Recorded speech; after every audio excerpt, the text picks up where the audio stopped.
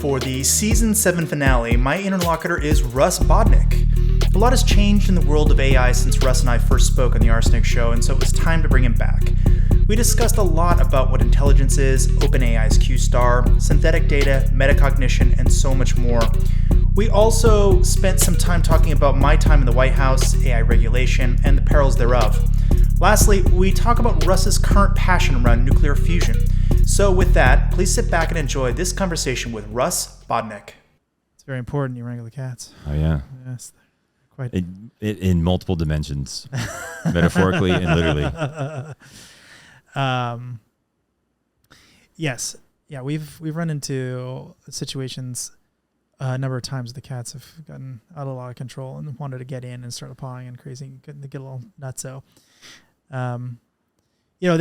There's things about this show that I just love doing, and there's things one of the guests the other day is like, "Do you love doing this show?"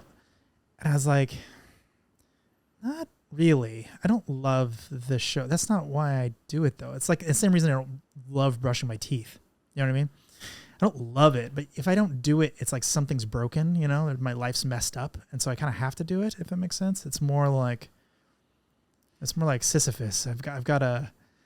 It's funny. I read something interesting about Sisyphus the other day too. It's like everyone thinks Sisyphus is like a terrible story. I don't think it is. I think, and that's what the conjecture was. It's like he had purpose. He finally had something. That's what all men really need, is a purpose. Something that's driving them throughout their entire life. So maybe this is my rock going up the hill. Well, I think you're not alone. And there's the notion of serendipity, right, in beauty. And so serendipity is something that's kind of awesome and great that was unplanned. In beauty, takes different forms, tickles the default mode network in the brain, which is not fully understood.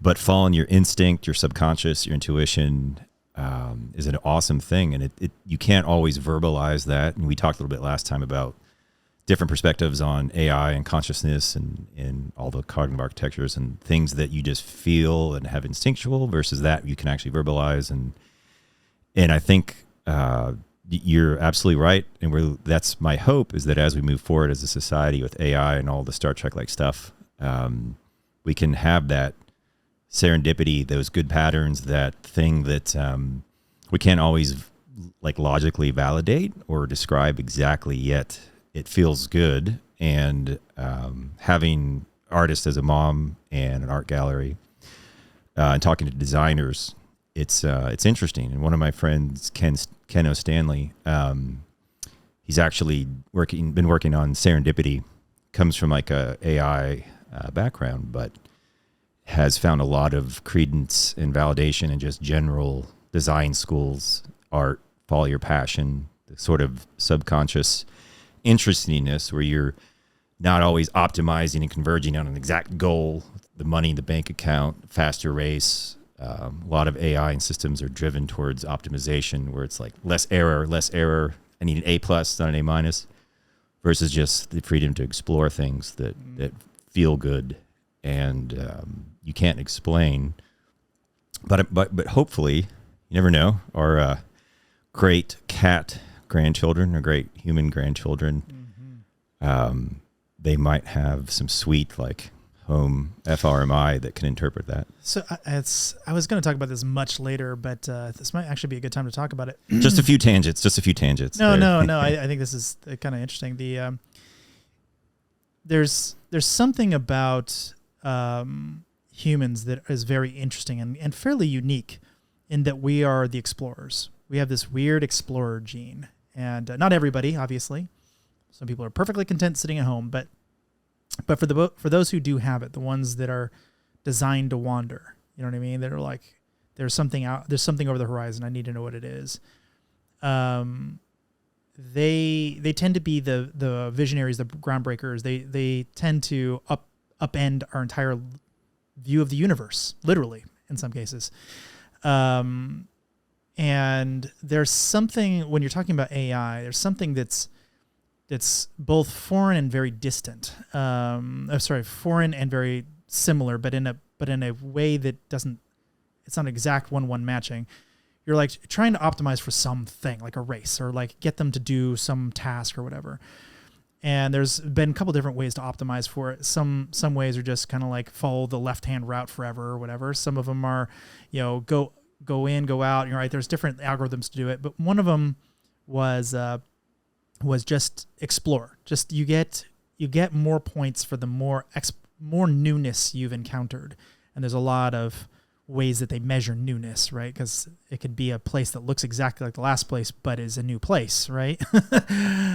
So measuring that newness actually makes it the most efficient, I think, current algorithms that they have is like finding that new area that you've never seen before. So when you're trying to beat video games, for instance, the more new the area is, the higher your score would be if you were scoring on those metrics, although the video game may or may not actually do that. It may not give you points for finding a new area. You only get points for killing bad guys. So sitting in the corner and killing the same bad guy over and over again is going to make you rack up points, but it's not going to help you beat the game.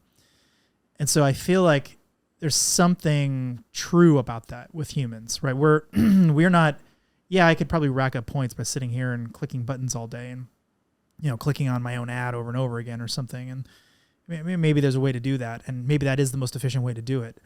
But it isn't a good life. You know what I mean? There's something beyond gamification. Yeah, there's something else that's out there. I totally agree, and that's it's interesting to use those words, efficiency, because again, a lot of the systems that we have from either like an artificial social construct, right, very convergent, very sort of rigid, yet part of our evolutionary psychology and part of the wonder of life, whether we're fully aware of it, is that wonder and even that exploration. And in some of my favorite researchers are talking about that notion, both in terms of like when they're just talking to the general public versus an actual paper, less focus on so much of AI right now is optimization, convergent. But you mentioned the game, like I remember Grand Theft Auto, World of Warcraft. There's so many people that played those games and skipped the missions, skipped the quests, and just like walking around, fishing, doing silly things, grabbing a helicopter. And it's that interesting expansion and that interesting sort of contraction, those processes. And that's where, not to like jump around too much, but that's one of the problems with autoregressive large language models. They're awesome, super powerful. They surprised a lot of people in the research community. But they're the way that they work, every time you have a new token prediction, the tree is getting narrower and narrower because it doesn't really understand the world. It doesn't have an actual world model. Right. And so, although that's somehow embedded in the words it knows. Well, something's encoded in there. Yeah. So there's so many wonderful topics to go around this, but the notion of, I love that we're even talking about AI and encoding, and we can maybe hit a general audience. Years ago when I first got an AI in the late 90s, it was a very rarefied air. And these encodings are really important. How the heck do you take the world and we abstract it? And what's fascinating too is the way that our mind does it, which we don't fully understand. But there are so many different ways to encode words, like word to back, putting it into a vector, or we encode video, audio. There's a lot of different signals. And of course, even in audio, right, you have infrasound. I've done a little bit of infrasound work. That's all over the place. Low frequencies, from or ultra high. Yeah, or ultra high. And people are somewhat familiar with ultrasounds with 3D visualization of kiddos, pre-baby photos before they're born. But in this state space of these ideas, both that are like useful for AI, which could, I think, I'm a calculated optimist. There's a lot more good than bad to come from it. But what's exciting is that this sort of knowledge and this metaphor for like our work and how AI might work in the cognitive state space, like of architectures out there, like how do we create a mind? How does our own mind work? There's that sort of back and forth. So that as a butcher might say, we sort of relate our career in metaphorically to life. Like, hey, life is like a nice slice of meat. Give the fat, the lean.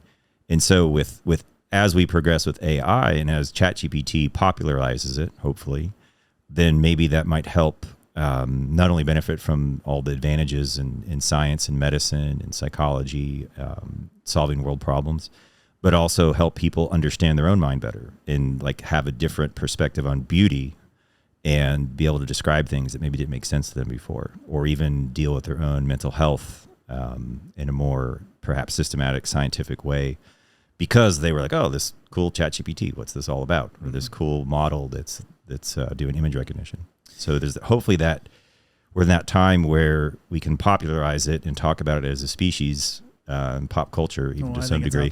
It's out there. You know, I mean, you have Taylor Swift's awesome, like Taylor Swift, and then you have Kardashians and a lot of other.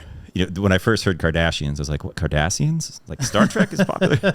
So I was living overseas at the time, but it's exciting. You know, I get to hang out with my niece and nephew over the holidays and show them their chess game, right? Like how the AI can help them with their chess game and demonstrate the multimodal prediction. It works. You know, we don't know where exactly we are in that inflection, like going from linear to logarithmic to exponential growth. You know. And it's exciting. And what's also kind of bizarre, like Kurzweil, he's been 2029, right? He's predicted for a long time the singularity. And amongst the kind of serious, more strict academic community, that was not necessarily seen as accurate or perhaps credible. Yet, and again, we need more than LLMs. We need more than just compute. But it's like 16 months-ish is the average. I don't know what it is now for the doubling of the rate at which we can have performance in an LLM. So it's like ChatGPT or similar LLMs have 170 billion parameters, 500. In my own work, like day to day, I use like the 7 billion Llama 2 or the 13 billion, 70 billion if needed.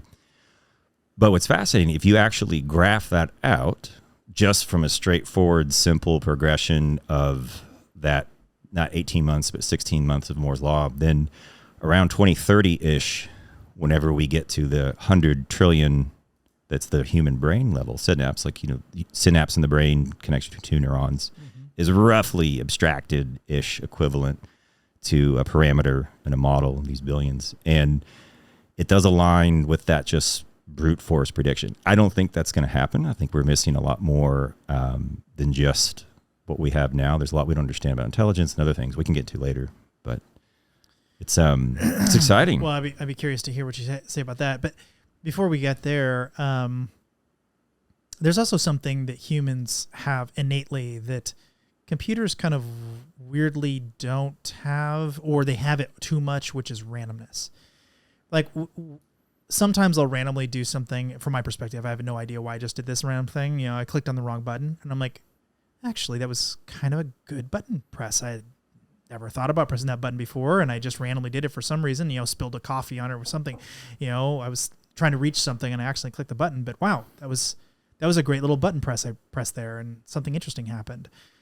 With computers, if you arbitrarily just throw a rand function in there, it just doesn't do what people think it should do. You end up exploring randomly and you may never get to, eventually, infinitely, enough time, you'll get to all circumstances you're trying to process, but you won't get there efficiently. Whereas a human also won't get there efficiently, but there's so many of us, we're just randomly clicking on enough things that we are finding a lot by that tiny, tiny amount of randomness.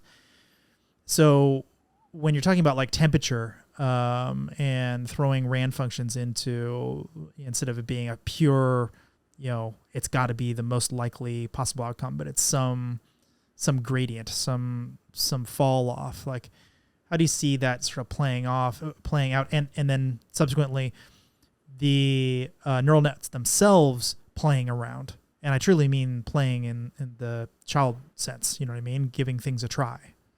You've hit on a lot of great themes. And so there, by the way, like the notion of play is really important, and that overlaps. We talked about exploration, but with play, as we have the emotional higher level context, like joyful we are exploring, we are discovering, there's still a lot of amazing subconscious things happening. Right. And from a multimodal perspective, the brain, as a human, we're used to the lens of how am I going to classify or categorize this? Am I happy? Am I sad? Or what kind of movie is this? What kind of mode am I in? There's a lot of different kinds of play. And so that is a very good metaphor for how we think the brain works, from the Broca and Wernicke's region, right? From speech generation and speech understanding, which are only small portions of the brain. There's a lot of different ways to dissect the brain, but of the 38 classic sort of areas, Broca and Wernicke's are, I don't know the exact neuron count or mass count, but it's less than 10%. And that's kind of where we are with AI, right? Is we have that Broca and Wernicke's. Well, then we're getting pretty close. But we're missing the prefrontal cortex.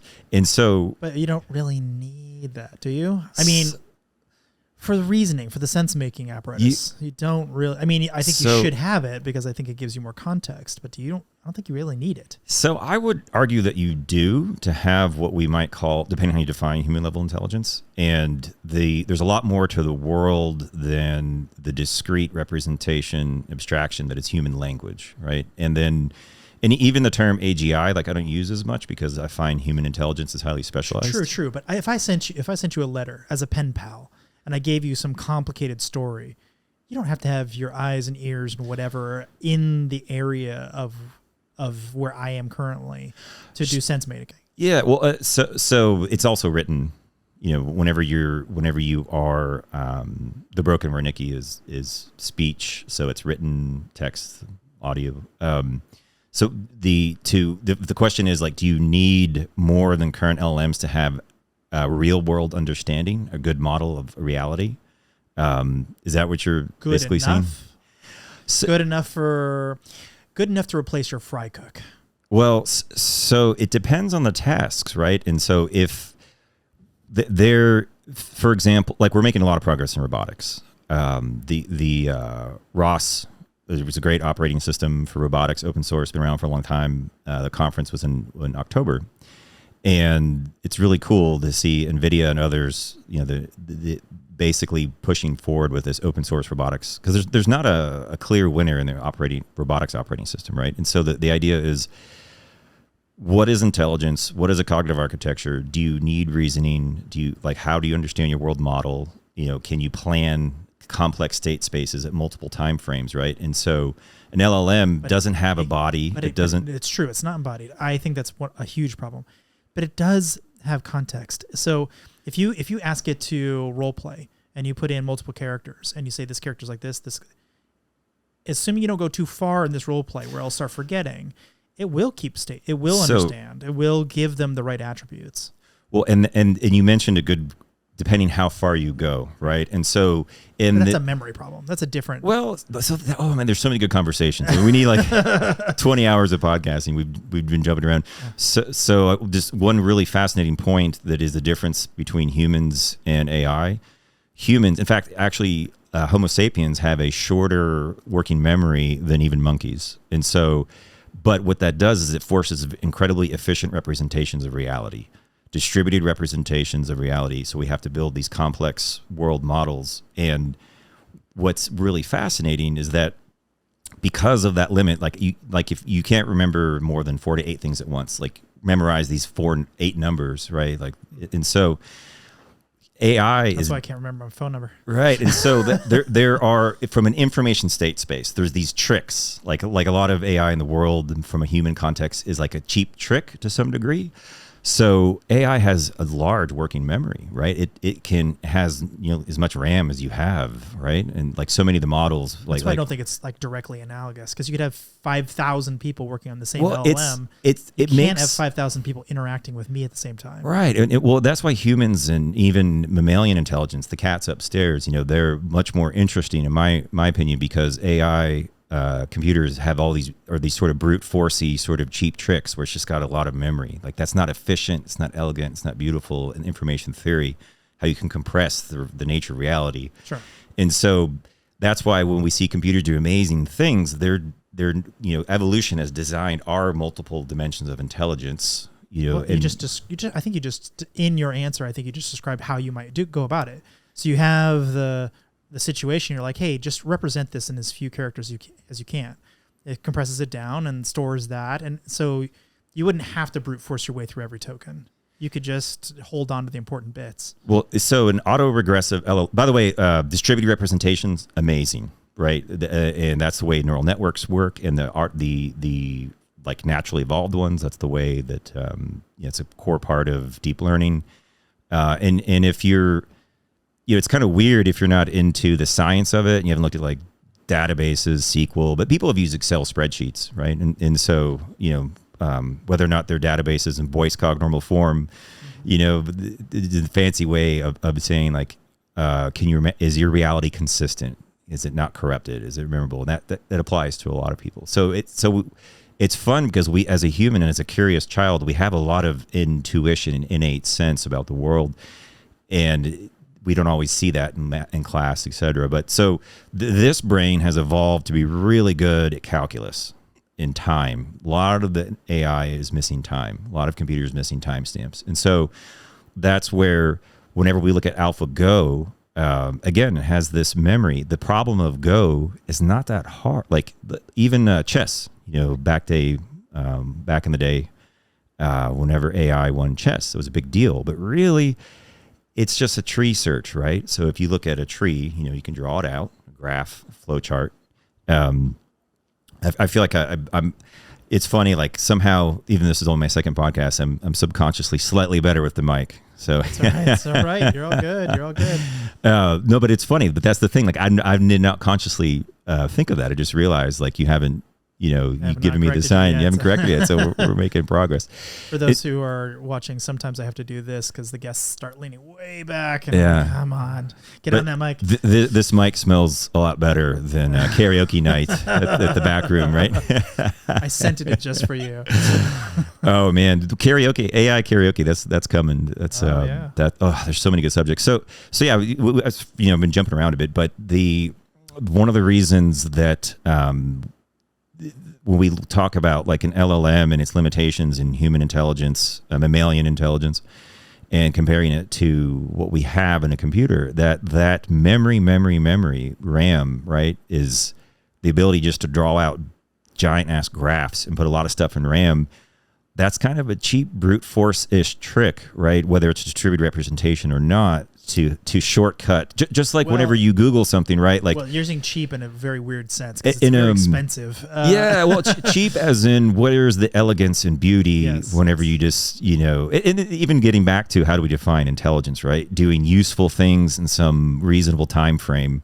It can be that generalized from a philosophical perspective. But I'd rather have better fidelity and then cheat on the summation of it than the other way around. Then have a summary and miss fidelity, and then I have a question about the raw data. It's like, I don't know what you're talking about because that's too far long ago or whatever. I can't remember. Like, I'd rather have all of the data and then pare it down than pare it down and then don't have all the data anymore. So this is, and again, I'm just tickled that things are moving sufficiently fast right now. We don't choose when and where we enter time space, and I'm grateful to be here with you as a good friend. Are you sure? Maybe we do. Oh man, I have a few talents. Time management is not one of them. Like, do I have temporal diversity? Am I temporally challenged? Yeah, like, yes, I think you are. But what I've seen.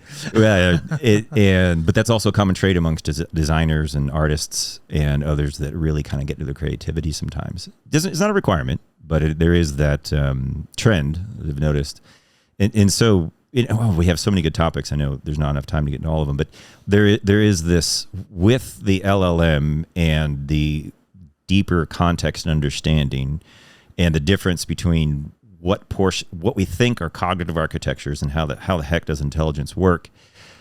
It's amazing how fluent they are, right? Like, they're very powerful, very good. But again, you said it earlier, it depends on how deep you go. If you're not familiar for templating, first drafting, etc., you would be remiss in your duties as like a friend or a human to not use AI. It's like you're an accountant that's doing everything by hand. Right. Speeds everything up. We're at that time. But it does make mistakes though. So you do absolutely need to double check its work. Absolutely. But to me, it seems like it's analogous to like let's say you had a big company and you had this employee who was just a rock star, was always pumping out great work, but every once in a while they'd screw up. Would I throw the baby out with the bathwater? Would I say that guy's fired?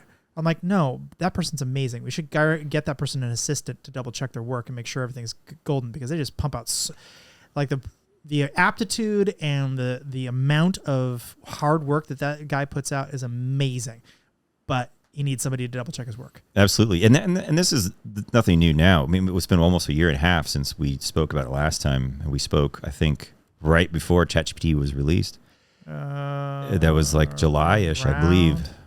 Jeez, I don't remember. Because we were talking about Bard. We weren't talking about ChatGPT yet. We were talking about Google Bard at the time. Were we? Yeah. And it's moved so fast. And one of the most exciting things was, my joke as a scientist, lazy scientist, engineer, educator, sometimes consultant, is that I have the easier part to come up with engineering and science solution, but the politics and funding, and since that time, the politics and funding part of the equation has exploded. There's so much money in it. We were talking about rights. We were talking about Lambda. We were talking about Lambda is what we were talking about. And it was in reference to Lemoyne. I forget his first name. Spacing on his first name. He was doing like the ethical red teaming. Right. But he was like a philosopher. He wasn't even like a technologist. Okay. Yeah. All right. So you're right. Maybe ChatGPT had just come out or hadn't just come out or something. It was in beta, but it had not captured the public eye. That's for sure. Well, okay. And that's where everything now, just between the last 18 months, that's where it's in my opinion, it's so exciting because that side of it has changed. But the information theory, my opinion as a quote unquote expert, we are still missing a lot on the path towards strong AI, which is, I still give it at least 20, 25 years at the earliest. For AGI? Human level.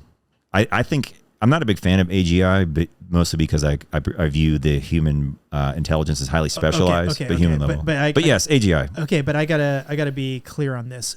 Do you mean something that'll pass the Turing test, or do you mean has emotions and is bummed that its cat's gone for a day or something? So, well, actually, this is a. I don't know if what do you mean by AGI? I guess because I feel like we can get there way faster than that. I think there's a lot we don't fully understand still. And so this is where it's a long discussion, but the problem is the LLMs still don't have a good understanding of ground truth of the world model. But no one does. Well, like we have human level, not extra human level. So the things that a 5-year-old, 8-year-old can do, like go wash the dishes, right? Are understanding when I raise this and I drink my coffee. But you're talking about embodiment. That's a separate issue, and I do agree that is something else going on there. But just its ability to process text, because that's what it's currently doing. You don't feel like it'll pass the Turing test in 25 years? This is a good question. So the Turing test, I never met Alan Turing, sadly. However, I think the Turing test is not really, was never a good measurement of intelligence, right? Like it's pretty useful. If it can convince you there's a person on the other end of the line. But that's not my opinion. That's not true intelligence. It's not. It doesn't have. So how the hell do you define true intelligence, right? Like beyond just doing something useful in a period of time, and so we don't really know, right? And so, but there are. I will say this is my. Oh, come on, that's this a cop-out. Is. And again, I'm kind of old school, right? Like I'm a fan of Yoshua Bengio, Jan LeCun, Ken Stanley, Jeffrey Hinton, and some others. Demi Sasabis, these are the ones that are popular. There's others that some friends of mine, the researchers, nobody knows about, or at least not in the common public.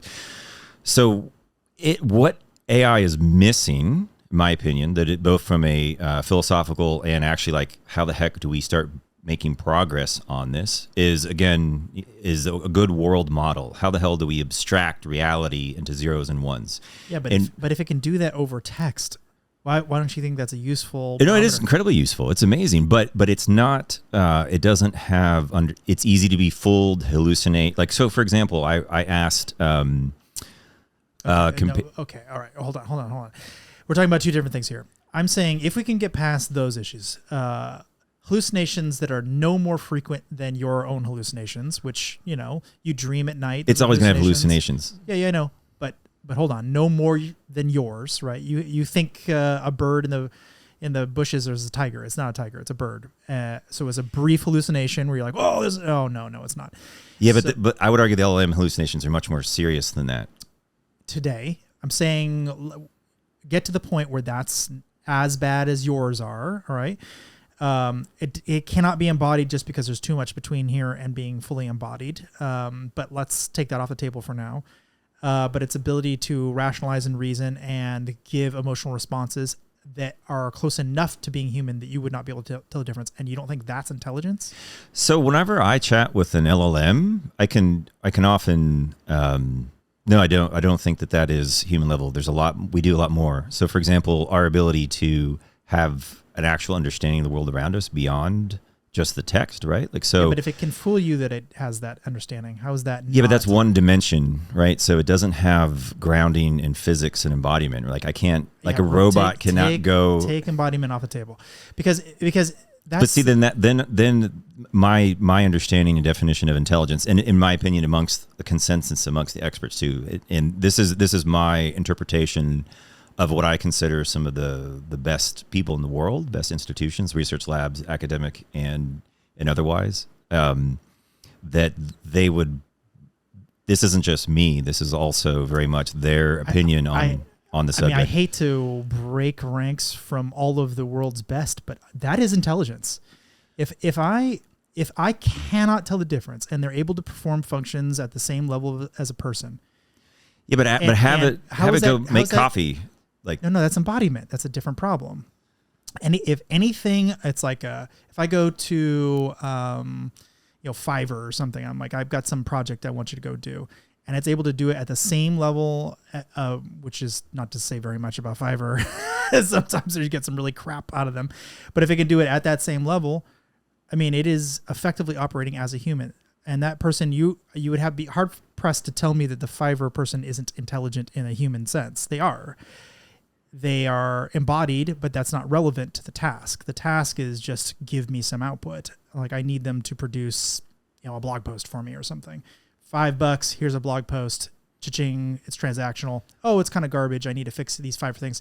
They didn't hallucinate, but they have wrong information. I need to fix this and this. I mean, how is that not human level in any way that would matter? If you are if you have a well-defined task, right? Because so first of all, does not learn on its own, right? Like so it doesn't have a sense of time. Time is one of the hardest things to do, and without a reference to time, it's difficult to have causality, to have true context understanding how things change over time, to have calculus, right? That's fair. And so if you define intelligence as the things that an LLM can do as a advanced stochastic parrot on a particular subset of tasks, if that is how you kind of narrowly defined it, I don't think that is and again, like this is philosophical. There's more to it than that. So we're saying LLM with this is actually a bit of a pet peeve of mine because people say that it's like it's autocomplete. It isn't. If it were purely autocomplete, it would be autocomplete, and we would not be impressed by it because we have that on our phone right now. So it definitely is doing more than that. There is a neural network behind it. Well, so again, deep learning neural networks are amazing, right? But the kind of deep learning neural networks we have alone is not necessarily sufficient, in my opinion, for what we call human level, true multimodal. The ability to accurately understand the world around you, to reason, to learn, to continue to learn, to reason over that world, inference, a lot of times what it's called, and then to have planning in multiple time frames, like hierarchical planning. Okay. And the hierarchical planning perspective too, that's another discussion. Like we're still really far from that in the field of AI. I don't know that we are, because there's a whole bunch of like baby AGI. I don't know if you've ever played with that. It's kind of garbage. But basically that's all it is. It's like I have a task and it's like break these down into tasks you can perform. Dun, dun, dun, dun, dun. All right. Now go and see if you can perform each one of them. Oh, that was too hard to do in a single prompt. Fine, break it up into subprompts, and it kind of does that. So that's hierarchical. But if I were to try to sort of steelman my own argument, which I think I might need to modify based on what you said, because I didn't include time, because I think that is actually quite important. I think the three things that are missing is, one is memory. As you said, once you run out of tokens, it starts forgetting things. That's bad. That's really, really bad. I think it's missing metacognition on top of its hallucinations to double check, like, are you sure this is real? Like, go double check your work, like actually find references to this on the internet. If it's not true, then it's not true. Like you got to find something to prove what you're saying. You can't just come up with this garbage, right? And that's very similar to how our system 2 thinking is. Like, we think there's a bird in the bush, but there isn't a bird in the bush. And our system 2 goes, hey, wait, that's probably not a bird. It's probably not a tiger in the bush. You're using system 1, system 2. I like it. Yeah. And then it's also one thing I think is truly broken about all the LLMs I've seen, and maybe not Grok, but I haven't tested Grok enough, is censorship. There's a lot of censorship built into these systems, which is kind of lobotomizing the capabilities of the LLM, which makes it very unuseful for a lot of the research I do. And so therefore it would never beat a human on even very simple tasks in these areas that it's automatically censoring it. So rather than letting metacognition go, hey, are you 18 plus? If you're 18 plus, then I'll give you the real answer. If you're 18 or under, if you're under 18, fine. I won't give you any not safe for work stuff. Or I want to do some research about somebody going to kill themselves. For a long time, I couldn't get it to output suicidal ideation quotes, like, or things that might be related to it for research, for a project. Like, I'm trying to help people here, and it wouldn't. If I may ask, have you tried some of the open source models like Vicuña without the filters, without the? I've tried probably 10 of them now. It's everything else that's wrong with those. They're just frankly not very good. If they were better, if they were closer to ChatGPT, at least 3.5, maybe even 3, and I'm really 3.5 as kind of my lowest barometer. 3.5 is when it started having some sense of what was going on beyond the conversation. Like, it was started like inferring things a bit better, and 4 is like way better, like way better. But I don't know if I've tried that one in particular, but I've tried, like I said, probably 15 or 20 of them now. Most of them just are, the token generation is way too slow to be useful for anything I would ever need it for. So therefore only good for testing and not good for anything production. But I was also running it on, commodity hardware. So you're running models locally? Yeah. Oh, cool. Yeah. Well, I run them for a couple of hours and then I decide that's never going to work, and then I toss them. But I've been impressed by some of the projects and work that I've done. Some of the outputs of the quantize, we get down to like 4-bit, et cetera. And it's what, depending on what you're asking it to do, right? And if it's seen it before, but it's again, like how well these models have worked, the fluency, the practicality. It's surprising. Like, personally, knowing the architecture, and in wanting I've been a neural network champion for so long. Like, part of my career, my life back in the day, people were like, "Get out of here with that neural network stuff," and that's when I wanted to get my PhD. And at that time, when Jeffrey Hinton was publishing papers at the Neural Network Conference, he actually removed the word neural network because they were so biased against it. And of course, the peer review process is a whole other discussion. But so I'm very excited that we're having this discussion and neural networks are becoming popularized in distributed representation, stochastic gradient descent, backpropagation. These are not cheap tricks. These are incredibly powerful. Sort of like we have the laws of physics. You could think of these as the laws of intelligence, of information theory. So if that makes sense. So back to the gradient descent for a second. I think that the reason it's so powerful is because of the language itself. Like, if the language weren't language, then I think it would have a harder time. If it was worked completely different, language didn't work at all like language works, I think you'd have a harder time. But language is near other language. And when you're having a conversation, it's like statistic collocation. Exactly. Which some say, like, is that all intelligence is statistic collocation? I mean, it's more than that. It is more, but maybe not a whole lot more, because we have encoded into us meaning and semantics of each one of those words, or the word choices and the combination thereof. So I can come up with a couple of sentences that you've never heard in your entire life and you know what they mean. And the only way that works is if we have underlying meaning of all of those things and the nearness of them to other things, and the uniqueness of them is the excitement of them and the novelty of them. Which is one of the reasons why when it comes to language, translation works so well, because there are these sort of potential, these core ideas of how we as humans represent reality, whether it's in Mandarin or English or Spanish or French, and that there is some idea in information theory and state space that because of that, whether we fully understand it, it's why it's so easy to translate between the languages. So you were talking about... But it's still so hard just to have it understand object permanence, motion, prediction... For now.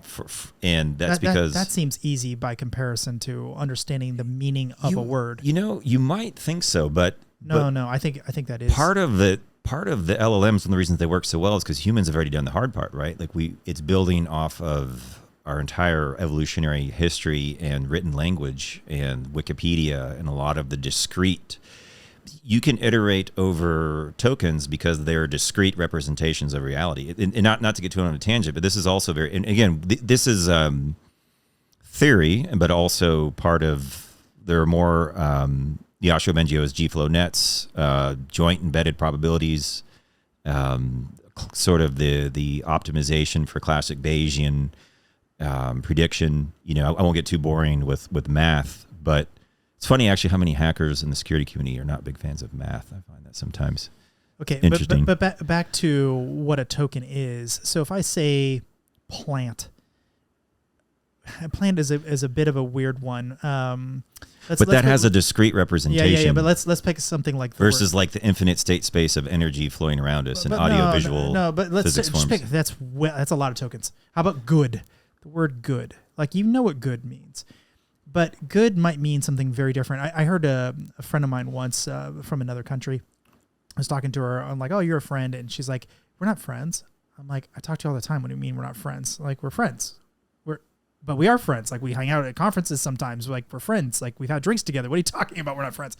She's like, "No, she's like, I don't mean it disrespectfully, but like, I have two friends. They're like, they're the ones who know everything." And I'm like, "Oh." And she was having trouble kind of translating it in her head. And so to me, that word means something very specific. It just means like somebody I see all the time and I'm happy to see when I see them. You're my friend. But for her perspective, we're not friends. We're like definitely hard no, not friends. You don't know my social security number. Like you should know everything about me. That's encoded in her version of that same language. So how do you know what ground truth is when truth isn't even the same between two people? So I think why LLMs are useful is precisely because there's a mean to them. It's like what does most people mean when they say friend? And that is good enough. And enough people are going to understand what they're saying when they say it that it's going to sound an awful like a real person. Right, but if you were to so there's papers around this, right? So Paris, for example, Paris and London. So an LLM, like you can correct someone, right? Paris is the capital of France, London's the capital of UK. And you can teach someone easily. LLM, you can't do that. So if an LLM is because it doesn't actually understand, it's just statistical co-occurrence of words from one perspective.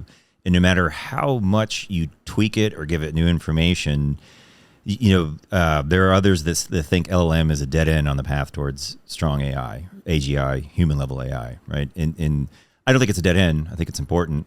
But it's, the way that it works, you're just getting to this narrow, like we're talking about, like the humans have this ability to wonder, to be creative, to be serendipitous. And in AI, like the way that it works, each time you type in a new token, the autoregressive nature of an LLM is you're getting narrower and narrower and narrower. And it's not even possible to get back to Paris or London or France. You're just going down that path, that tree. If you went to ChatGPT today, it would totally know what that is. So clearly there's more going on there. Well, so here's where by the way, I'm not saying it's not possible to have even bigger LLMs, and they're so crazy big that they can represent all these different versions of reality, like an infinite multiverse. And then you contract from that, and you pick and choose with like highly engineered, curated data sets to an extreme degree. That's possible, but it seems less elegant and less efficient than trying to have a multimodal representation of the world to begin with, and then two, figuring out, again, not to be repetitive. That feels like a lookup table to me. Like you have your LLM, and then you have a tiny bridge between it to a structured data where it can go ask questions of the data. It's like, what's the and maybe that's kind of a metaphor, is that what LLM is to intelligence, perhaps a lookup table is to something greater. I mean, lookup tables, jeez. I'm trying to think of like a really good example in a normal life. Like a lookup table would be my address or something. It's like, I don't need to be creative about an address. There's nothing, it's just a rote line in a database in my brain, basically. And it just sits there and it doesn't really change. Occasionally it changes, like once I move or whatever, a couple of years or something, it changes, but it's not like constantly evolving where I need to be thinking about it at all times. It just sits there, just kind of taking up space, but it's useful, so I keep it there. But you have objectives, and you have attention allocation, right? And so, and I love that now there's articles on what the problems with LLMs, hallucinations, and agent-based AI, objective-driven AI, right? And so this isn't just theory. That in the field of AI, machine learning, a lot of these ideas are decades old, and we finally have the engineering and just little things like ReLU, right? Where the older days we had these sigmoid activation functions, which are computationally, they look like an S shape. So you're the abstraction neural network of the brain, right? You have neuron, axon, neuron.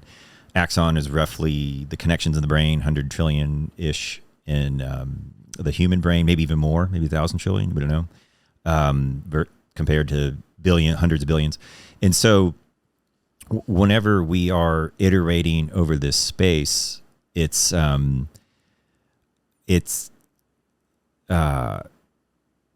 my neural network just crashed a bit. I need more coffee. But I don't need to know that this cup is embodied. I don't need to know that it's sitting on this table right now. I don't need to know. It might be you might not have it in your attention allocation, but subconsciously, that motor memory. True. But to do embodied things, I need it.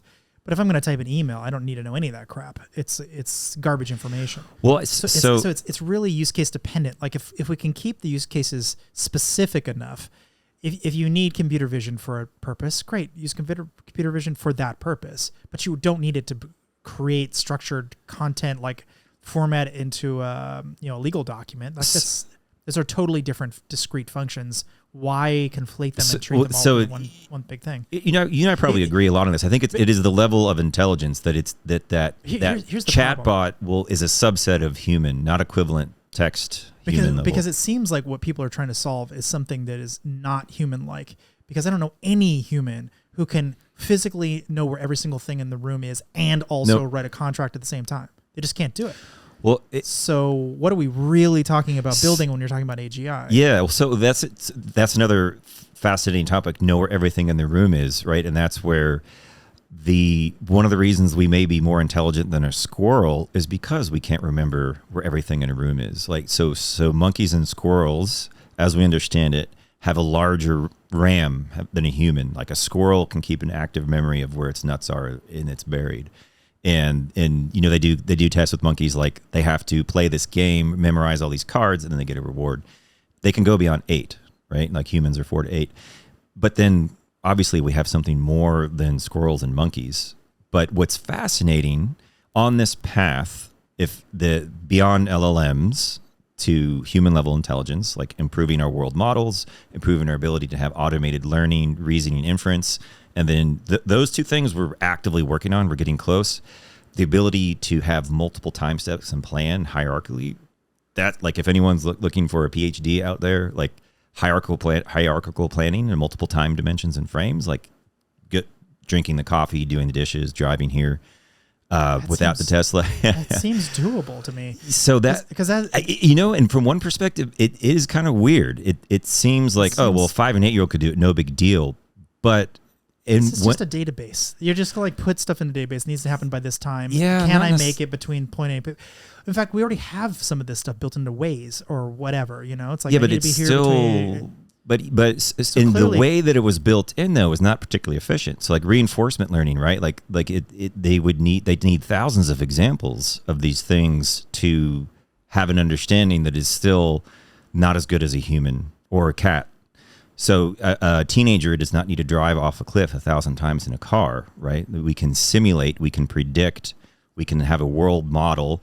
And a lot of our brain, like when we're catching a ball, right, that's less vision, that's actual like complex physics and prediction, right? And so when you get older and you get dementia and things, right, like some of these things start going. But that's where it's fascinating because hot dog, no hot dog. And I don't know if you know that joke. Yes, I do. But,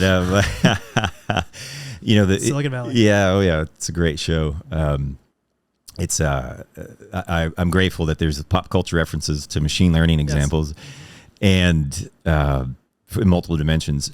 So as we are trying to figure out how that works, like, so for example, the Tesla, right? Like there's ways Tesla and others are pushing forward fast, but they are still having problems when it's highly inefficient the way that they learn, right? And that is still in a low parameter space compared to what the human brain is, right? And so, $4 million, $4.3 million was ChatGPT 3, I think.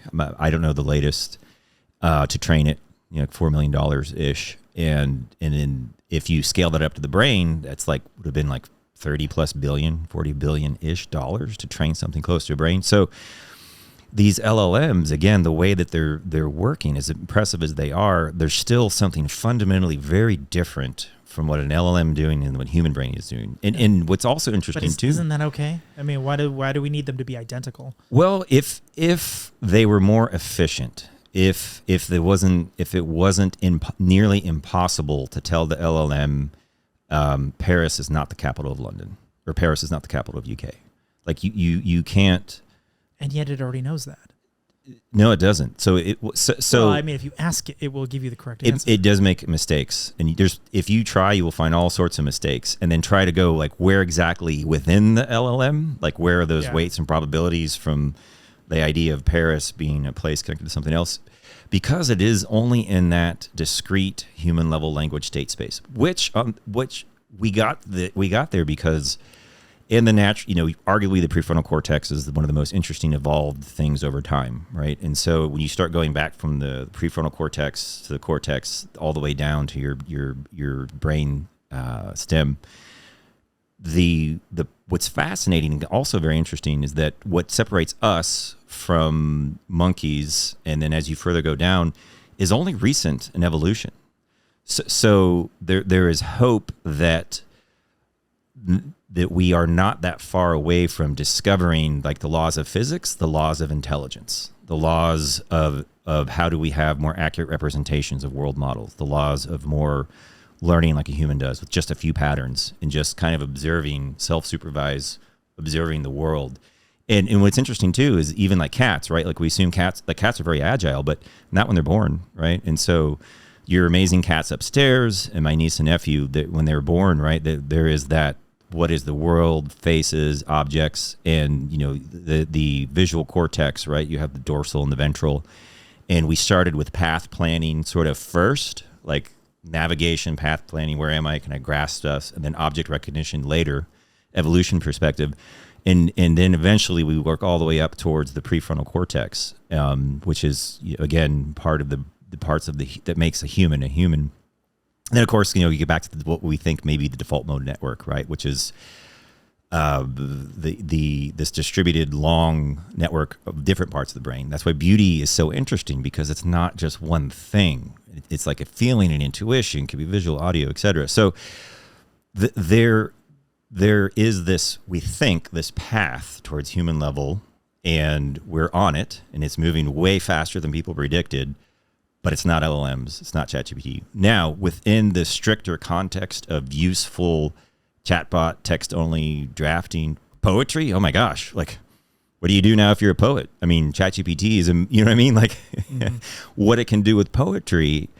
And I love the cheesy ChatGPT jokes, right? Like, the holidays or whatever, friends and family, like give me a joke here and there. And, sometimes they're kind of cheesy or not. And so to me, this is all good, super excited. But one of the reasons that I'm trying to understand and communicate why LLMs are not going to just suddenly have their own agency and kill us and do lots of nasty things, because they're lacking a lot of stuff. And so we still have that two decades plus. So, hold on. Before the legislation, before the bad things. Okay, but the things I said. Just a few tangents. A metacognition layer, removing censorship, which is complicated because you do actually have to find somebody willing to do it. So an Elon Musk. Yeah, but you're still sort of like you're. Hold on. God, I forgot the first one. Whatever the first one was. And then you more memory. That was the first one. So you tie all that together, and then you put a loop on it. You just like, here's a task and here's a loop, set of rules that I want to continue to apply it to, which was Baby AGI, by the way. That's what people are doing now, by the way. That is coming fast. It's here.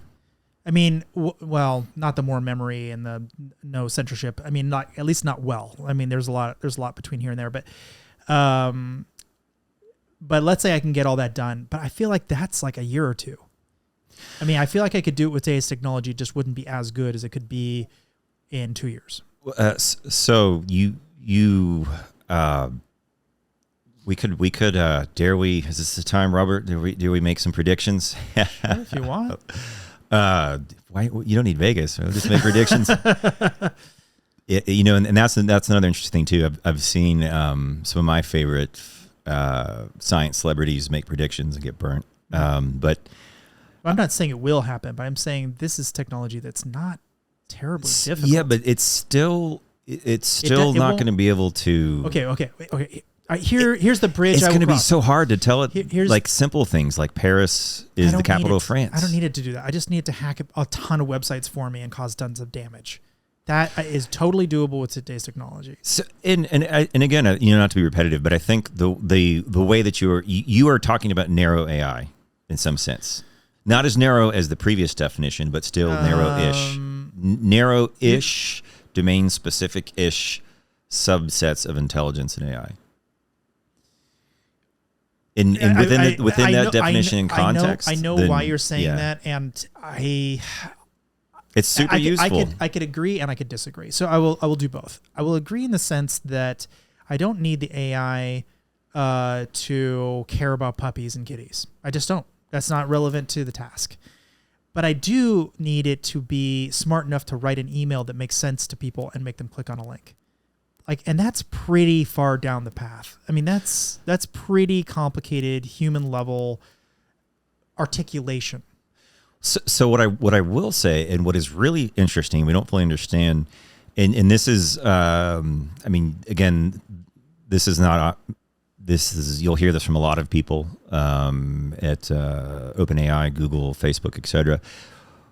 That they're in how, even though I'm saying that LLMs are missing a lot of stuff that doesn't give them accurate representation of the world, inference, reasoning, planning, much less planning and time, there is this notion of how far can you push their compressed representations of reality in compression, right? Like there is within even though it's just text and it doesn't understand physics, how far can you push these use cases, and is it a sufficiently compressed version for your particular use case? And that's still interesting. We don't know. I think that's you're spending too much time thinking about the embodiment, because let's say it just needs to organize my day for me, right? Just something.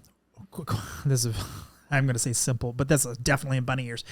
Just needs to organize my day. Part of organizing my day is making sure that I get from point A to point B within the time frame that is allowed for me to get from there to there, right? That's a simple math function that could be dropped off into a little tiny function that can handle these little minute tasks. It needs to know the directions to and from, right? Well, there's mapping software, so another function there. It needs to get my contact list to be able to call them and let them know that I'm going to be late. Sure. If I'm going to be late, again, you have access to Gmail or something. You can go scrape that information, pull it in. So all these discrete functions don't have to live within the LLM. The LLM just has to know how to invoke them. I don't think this is very far away. I think this is close. So again, it depends on your criterion for success or not, right? And so as that neuro definition as an assistant and doing a lot of these things, it's super useful. But I think getting to the point where it's a second brain, I think it could do it. For all it won't be able to be necessarily create net for things new. like chess and Go. It's better than our brain because because we never evolved to have that type of intelligence, that sure tree-based RAM. ChatGPT would be, but your point is valid. They could be anyway. But what I really just need, and I think most people just need, is someone to do their job for them. See that, and that's where, yeah. And so I don't need human level intelligence. Exactly. I need something way less. I totally agree. And that's where, for those tasks, for sure, like it's incredibly useful. And it's funny because some people are like, it's cheating, or I don't want that fancy stuff, or I don't trust it, and I'm just like, I try to just like, hey, we'll try it out. Tell me what you think, So I most people are into it. Those that aren't, I advocate for it. And so it's for my tasks. I actually haven't found it has not been as useful as I hoped. But my tasks are weird, right? So I'm wanting to. There's a large state space of AI for science, AI for greater good. Everything from like the Open Catalyst project, which is searching through when it comes to like 2D to 3D structures. So like genetics, biotechnology, chemistry, molecular structures. There's a lot of really cool things that AI is good at and is doing. And those use cases, whenever I talk about some of these researchers like Yang LeCun, Yasha Bengio, and others, where does their ideas of AI architectures, human level, what does that look like, right? If it's not an LLM, what is it? And so a lot of those use cases you'll find are molecular, right, at the lower level. It's funny you say that because there was a project where someone created like a bunch of different versions of different chemicals that could kill people like in an afternoon kind of thing. So clearly there is some value there. But that is if you think poison's valuable. that is but they weren't LLMs, right? I don't think so. So it is distributed representations. There's deep learning. There's stochastic gradient descent. There's a lot of these same things that look and feel similar because this is state of the art AI, machine learning, data science, and so it's really interesting that. Those are the areas in which not an LLM, but that potentially is where we're testing these ideas. Like, okay, what's next? If it's not an LLM, how the heck do we get to this path? Where's the evidence? Which direction are we going in? Is it good? Is it bad? Is it difficult? And so it's really exciting, but it's also X-ray crystallography, genetics. Like, it's not necessarily super consumable to the average person, right? Like, what the hell am I looking at? What is the molecular format for this database? And not to go back to like pandemic and COVID and basic immunology and stuff, but so I think there's a lot more that we agree on. In I'm sort of thinking of human level, larger sort of researchy consensus stuff. And you're talking about just the usefulness of this text assistant is off the charts. And I agree with you. It is very useful for the things that you're talking about, for sure. But, in the greater discussion about what's next, how can it, my prediction is that the LLMs are not going to get that much better than they are currently. And I could be completely wrong. I try to be a little bit less wrong. But they have to because they're already getting multimodal. So once you start interacting with other systems, it's going to get way better, more complicated, more interesting. Well, again, that's what we're bridging to a different, like we're talking going from LLM transformer kind of architectures to convolutional nets. And convolution is very interesting too. Like as we are like the Paul Allen Institute, right? The Brain and Neuroscience Institute that's using fRMIs and getting ever more accurate representations of the brain. We are seeing that sort of that back and forth between the chicken and the egg, where convolutions are inspired by the visual cortex. And it's sort of like summaries of summaries, like intelligent feature-based summaries of summaries.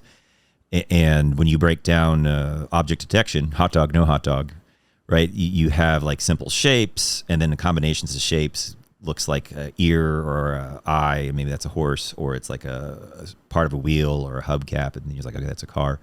And so we're at that point where I think LLMs, the language part of it will only be better because it is trained on the data. Just like when you update a database, you refresh. It's not because it's learning on its own like a human does. It's because it's been specialized for your particular vocabulary, for your language. But that seems doable. Like that's just a local database nearby that takes in your graph database and starts processing it. But part of the problem is that because it doesn't really understand reality, and it's just statistical co-occurrence of words, when you get to those use cases that deviates from what it's been trained on, right? And you're like, I can't get this darn thing to like correct it of what its idea of Paris and London is. That's going to happen more and more. And then you'll have to have sort of, stop gaps, duct tape, like additional systems. That is kind of how the human brain works. Like when you find out you're wrong, like you can change it. Pluto isn't a planet. No, I'm still stuck with Pluto as a planet. So, but your notion of it's been like 20 years. fire. We're gonna talk about plasma and fusion in a bit. Okay. Fire, right? Like there's different representations of fire and smoke. You can think of a nice Christmas, fire, and then you can just see the visual on Netflix. You can smell smoke at that visual. It's nice. You wake up in the middle of the night with smoke. It's very different. If you can hear the crackle of it, you could, and it's nice, and you can feel the heat, too much, too little, different kinds of heat. And so as what we think of one way that I'm trying not to get too much into like probability and statistics and old school, go where we need to go. AI, but there's these notions of world views, world models where and it's so fascinating the way the brain works as far as we understand, right? Like there's so much information distributed and stored, but it's all spread apart in different paths, different firings. And so depending on the notion of fire is not just a co-occurrence of discrete syllables and tokens.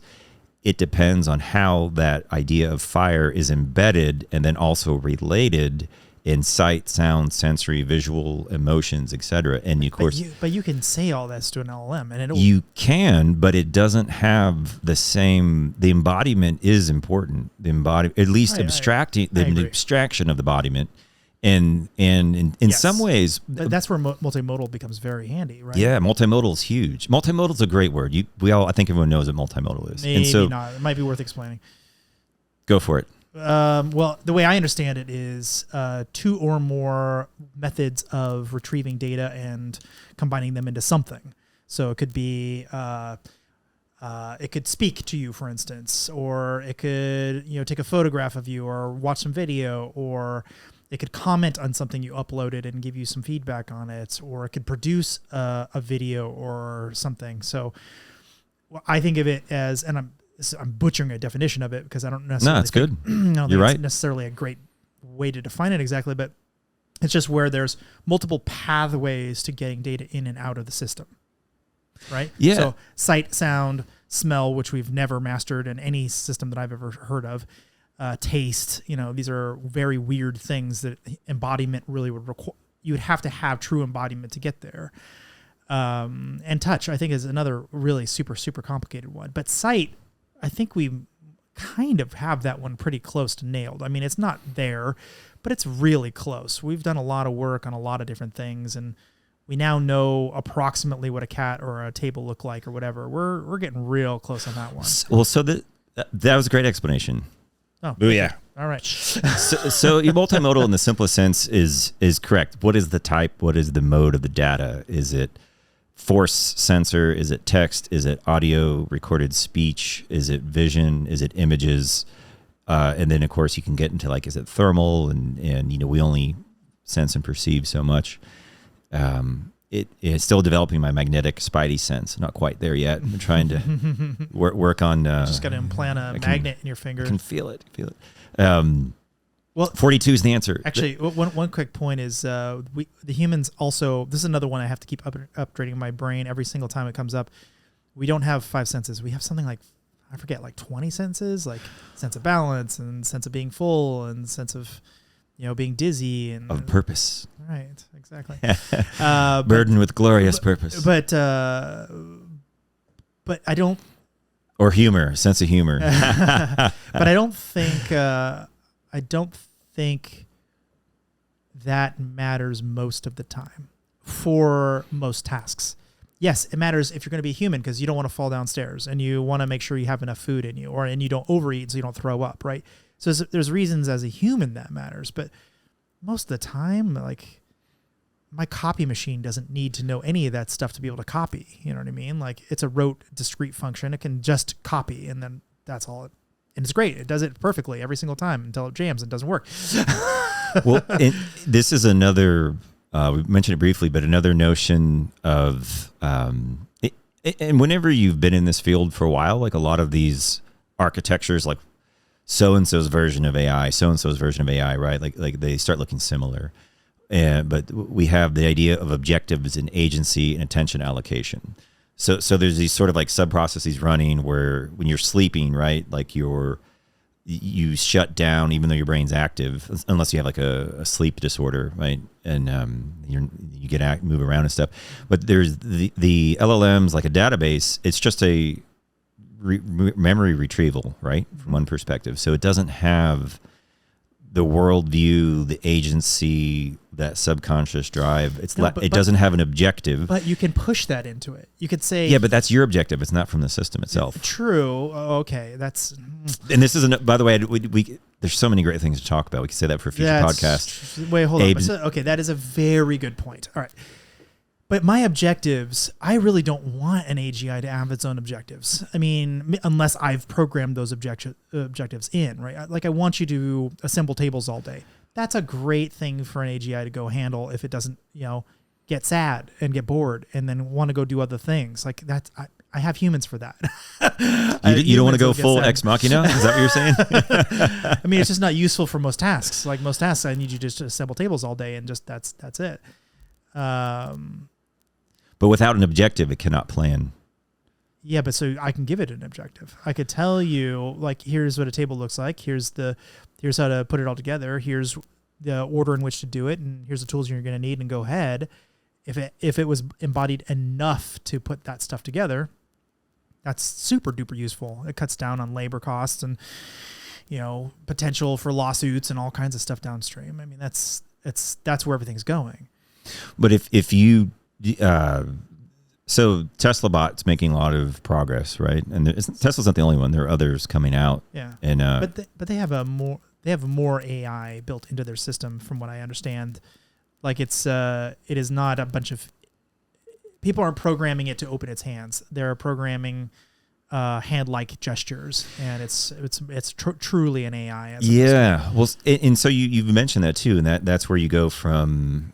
You don't want to have to tell it everything to do. You want it to figure it out on its own. And so and one of the interesting things too, that from the Ross conference is there's still like a cat, human, dog, mayfly, they can adapt and calibrate to the physics of the world, right? Very agilely.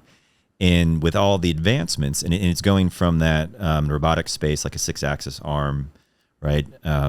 Where you do inverse kinematics, so it's like complicated because you don't really know where each joint is, and there's you move it and it's here and there. You have a sensor in position.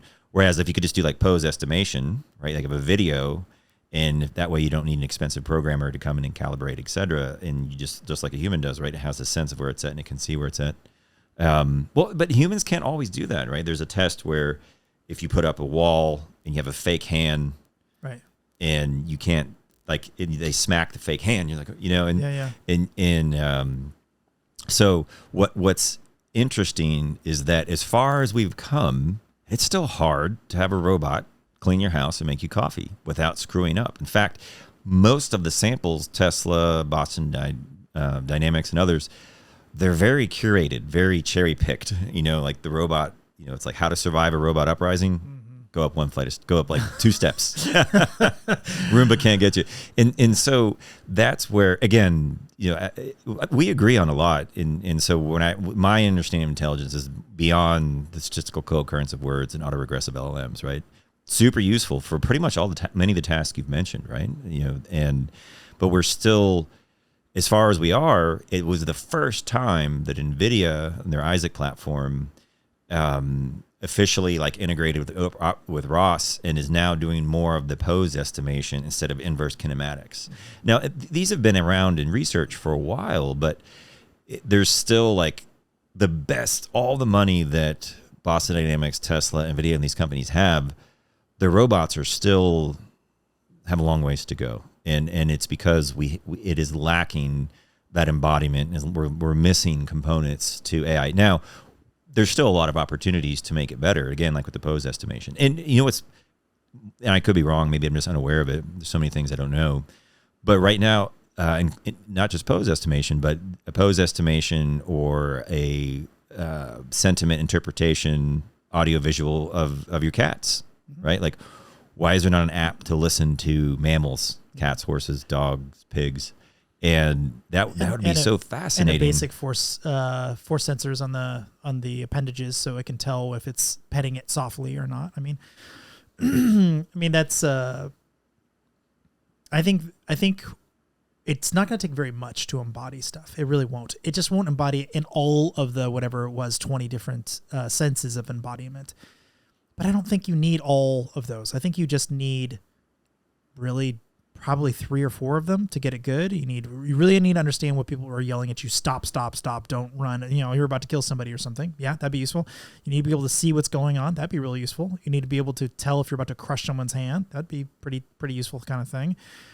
Beyond that, and ability to speak, but that's an output thing. Right, but even like what is the concept of me and them and hand and not hand and, like an ambulance robot, right? Like it sounds simple to program it to be safe and to do these things, but it doesn't take much to create problems. Yeah. And especially in the state-space reality, which, not to go too many tangents, but one of the interesting notions and kind of information theory is that language is incredibly discrete, incredibly organized. The millennia of human knowledge, right, is represented in language.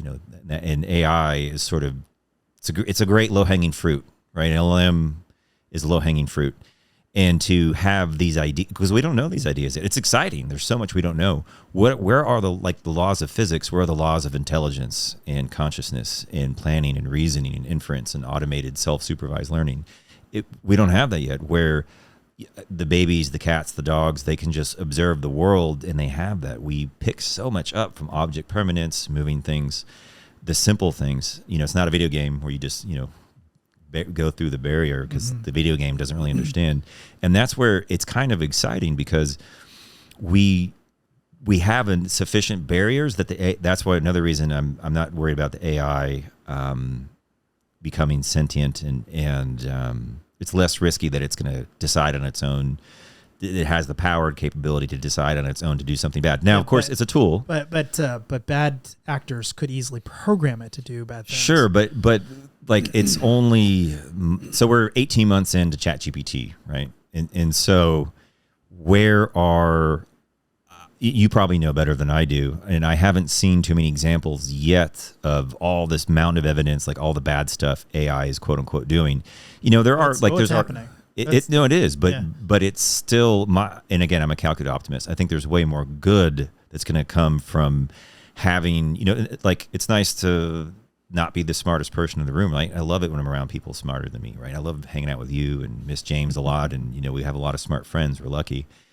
And AI is in my opinion, is another, not currently necessarily, but in the future. It is currently in the senses that you've described it. Where you can I'm not a chess expert.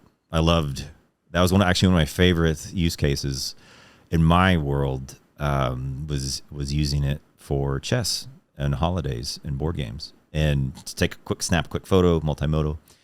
And so that's where, as we move forward, I'm excited because I think there's a lot more good than bad, and the AI can be this wonderful team. Like, what would you do if you had Star Trek-like resources? If you had your own research institute? If you were a director, king, queen, you could do anything you want. Now, and I ask people this question often for years, way before what's happening to AI. Like, what would you do if you could do anything? You know, no wrong answer, no limit. And I feel like we don't ask ourselves that question often enough. When we do have, there is job displacement. It's happening. It's happening sooner than we thought. But the potential long term, it sucks if you are a driver, right, and you get replaced. It sucks that if you are, like what's happening in Hollywood, right? Like, I don't think LLMs can replace writers. You don't? What? This is a longer discussion. You can reduce the number of writers on your team. Absolutely. That's replacing writers, isn't it? But not 100% of a writer's function, right? Sure. And but from a lot of executives and others, it's like the economics of our world, capitalism, free market, does not always, not against it, but it doesn't always garner what is necessarily best, quote unquote, for the maximum amount of happiness and the reduction of suffering for the planet, plants, humans, flowers, trees. And so, of course, it's another discussion about generalizable, systematic, recursive ethics. Like, what is the meaning of ethics and good? Like, okay, how would you quantify or measure when AI is doing good or bad? Whether it's a Tesla car or it's a targeting system. And there's a lot of existing guardrails we have in place that AI. So I think this is actually a nice dovetail. Sorry, Chet, no, hold on. Being tangent again. you are, but I think it's okay because there's a lot of tangents in this topic. So Q with the star on the keyboard. I think it's Shift 8 or whatever, Shift 8, Shift 9, something like that. I should probably know. Shift 8. Good, that was a good guess. It's supposedly possibly a shorthand for STAR, which is a research paper that Google put out, which is a self-trained reasoner. And is this for the Q-Star ChatGPT, OpenAI, supposed secret-ish? Super secret special sauce. So Google's paper is pretty telling. It's basically like, there's a question. It's like, what would you put in, what would you place some vegetables in when you're in a grocery store? So like one of the answers is a bag. One of them's, a house, one of them's an airplane, one of them's a street, right? You're gonna place it in the bag is the right answer. So that's the answer, yes, but then you have to explain why it's the answer. So the LLM retroactively goes back and says, why is this the case? And then it double checks and says, yep, you got the right answer. So probably your rationale for why that was the correct answer is a good rationale. So it's synthetically learning and also coming up with rationales for all of its decision making. So it's not text prediction. That is not what that is. I think that kind of drives me crazy. Like it's something way, way, way beyond text prediction. It's creating a lot of synthetic data very rapidly on its own. And that could be the difference between something being like marginally useful and being extraordinarily useful. If it's able to explain its process and it's accurate in an explanation, and the data it is producing, it is very incestuous data, which is the thing I don't like about it. It's this enormous amount of incestuous data. So instead of it, having another Wikipedia, it creates its own effectively off the data. But it still gives it way better performance, apparently, in Google's tests within this paper. So first of all, what do you think of synthetic data? I think that's probably a big topic in of itself. And then have you heard anything about this Q-Star? Yeah. So I'm not sure exactly what they're referring to. Q-Star, like Q learning, is a common technique, and I think this is different than Q learning, which. And just sort of stepping back for a second, when you start looking at a lot of these systems, like what the heck, beyond a neural network, whenever we have actions and plans, like what's the next move, right? The current kind of planning, you have these sort of flow charts, these graphs, and you sprinkle timestamps and you sprinkle probabilities. So you have what's the chance of it going here? What's the reward function? What's the risk? And some of these, but of course, each time you add another variable to your state space, it starts blowing up. It's like, oh, well, we can put a pin and represent all these things in reality. And like, okay, like this thing is never going to compute, just brute forced into a dark hole. So I'm not familiar exactly what OpenAI is doing. I don't think anyone is. It's speculative. But it's interesting to speculate. And again, OpenAI's play, Ilya Sutskever worked on AlexNet and with Jeffrey Hinton, and he was just an incredible engineer and curator. Like he made that stuff work, right? And so, but I do think that there's more than engineering needed, and just knowing how OpenAI does stuff, they're kind of like corporate-ish, engineering-ish, which is not bad. That's just their approach, right? Versus like Jan LeCun and Facebook, FAIR AI Research Lab, and they came out with PyTorch and Llama and Dino and a lot of cool stuff. And some of their joint embeddings. If anyone's out there, check out Jan LeCun's paper on JEPA, joint embedded architectures, and it's only like 65 to 70 pages, very small, very small. And Joshua Bengio's paper, a little bit older, like maybe 2 years now, G-flow nets. G-flow nets are kind of like Markov decision processes. Markov, this Russian mathematician, and a Markov chain is a way that you just sort of represent state spaces of reality with timestamps and probabilities in between. And it sounds really complicated, but when you start getting into it, it's actually not too bad. I mean, Markov chains were the precursor to most spam that was being produced back, 10 years ago. Yeah, well, it's a probabilistic flowchart, right, with timestamps. I mean, there's more to it than that. But when you start reading some of these, like, oh my God, 72-page paper, and there's like, oh, like, well, if I just add in these probabilities, and then there is a beautiful philosophy behind G-flow nets, and it's mostly around the inference and reasoning part.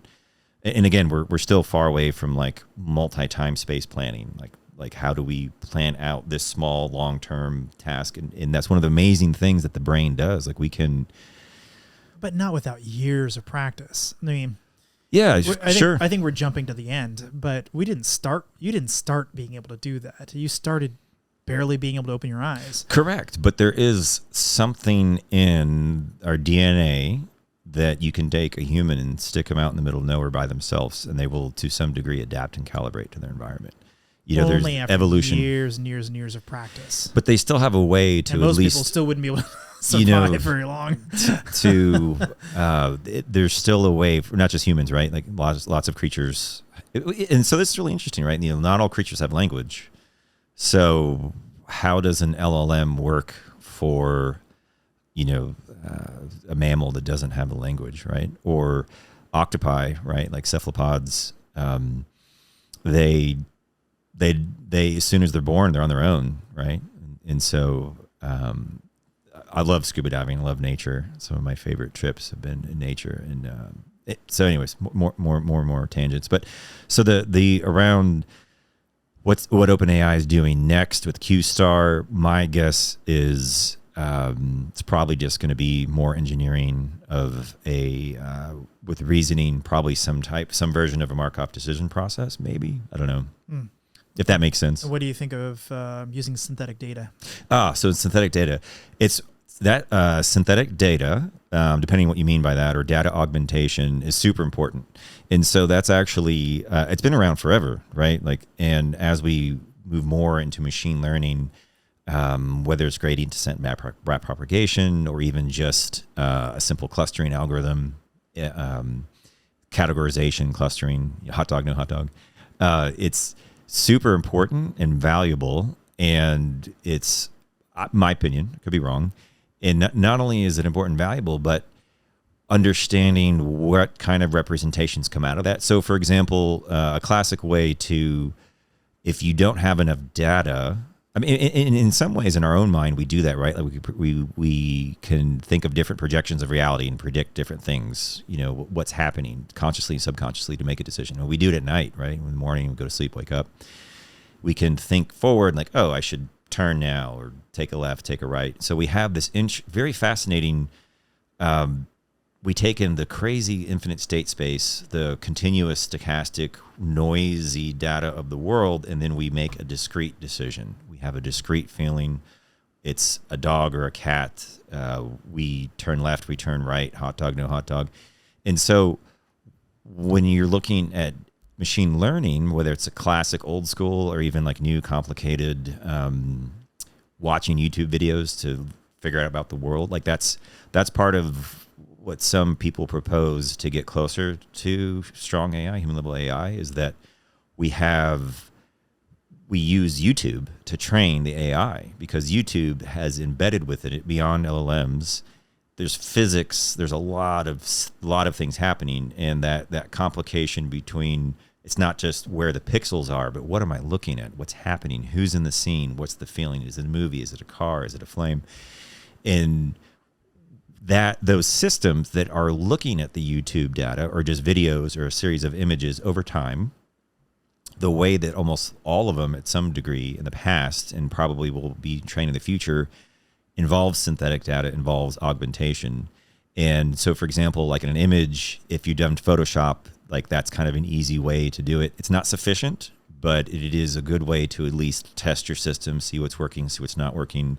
So you can go into the pixel space and blur things and rotate and crop. And that way, like when you change an angle, right? Like a human can be like, yeah, it's still my dad, or that's still a terrible photo of me again. Man, I'm getting old. Now it's in black and white. And for example, huge, right? In security is facial recognition, and a lot of the best systems in the early days, some of the consulting I did, I was like, man, all they really did was forced like a really like good conditions. So they got nice, clean data and photo. So synthetic data and data augmentation has been, and is actually my opinion, is a huge part of what we need next, to help train these systems beyond like what happens whenever you reach the end of YouTube, or you're looking for something very specific. It's easier to make the synthetic data, or even just creating that synthetic data. And if it's a crappy representation, if the synthetic data isn't working, can you at least then look at the synthetic data versus the real world YouTube video, and then from those two get a sort of scientific method in which direction to go with how you're building your system. If that answers your question. Yeah, I think so. Data augmentation is kind of another popular buzzword in research, and it's really important. But also, it worries me a lot, because it's sort so of I like was just going to say, because we're getting into like deep fakes and. Well, God, I mean, it's like I'm more worried about the click button nudify. It's like, whoa. Yeah, I mean that's certainly a problem. Well, or not. Who knows? I can imagine it as well. Is that also dangerous? But I think what I mean by dangerous is, if we have something that's trained to look at stuff, and then we give it something that looks just like the stuff, it's like, wow, it did such a good job. Well, no shit. No shit. It's just like you just changed a couple pixels, or you removed the watermark, or you made it slightly bigger, smaller, changed the color. But if it's like a totally different looking human being, if they're an African American and you totally misclassify them, what's the classic Google example, right? Classify them as a gorilla or whatever they were, that is a big problem. That is not, you cannot synthetic data your way out of that problem. You actually have to look at real data and classify it properly. And so I'm not sure how to solve that problem exactly. And I think that's why people kind of shortcut and like, synthetic data, it's close enough. One of my favorite things about you as a friend in this conversation is what we think of in sort of like when we say these words, synthetic data augmentation, in the parlance of like regular everyday. You're certainly not regular. You're brilliant. You're doing a lot of cool stuff. But it's even, I'm adjusting my own world model as we talk about synthetic data augmentation, trying to break down the researchy kind of boring stuff. And it's interesting. I know that, but I am even subject to my own biases, because I'm just reading like research papers all day long. And so lately I've been like, oh yeah, all this data augmentation, synthetic data, we can do like a diff or a comparison, and it's a big part of some of my work, and especially like with fusion and plasma, it's like incredibly complicated to figure out what this plasma in the real world is doing. Like, how can I abstract, represent, and shorten it? But in the deep fake, not deep fake detection, like I am surprised there's not more problems with that just yet, or at least it's there, we're just not aware of it. And that's, I mean, and that's something a lot of people can relate to, but I right? don't think you even really hardly need to do that anymore, because you can create your own artificial character so fast.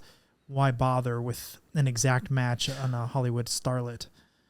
Exactly. Well, so, or perhaps more just like, security, right? Like faking voices and people that aren't ready for it. That is a real thing, and it's like already not happening. just the voice, but understanding, like having an effective AI crawl bot to be like simulate the person. Like, what would they say and do, or even predict people's passwords? Adobe was flirting with releasing it. I don't think they ever did, of releasing an audio. It could absolutely mimic real human speech and of any character it wants and any accent it wants and all kinds of stuff. And I'm like, this is a very cool tool. I cannot believe they're going to publish this thing, but it's going to be fun when they have it. And I don't think they ever did actually put it out. It was just like a research. They did some presentation about it, but I think that have you used any of the Adobe stuff? I haven't used any of the Adobe tools.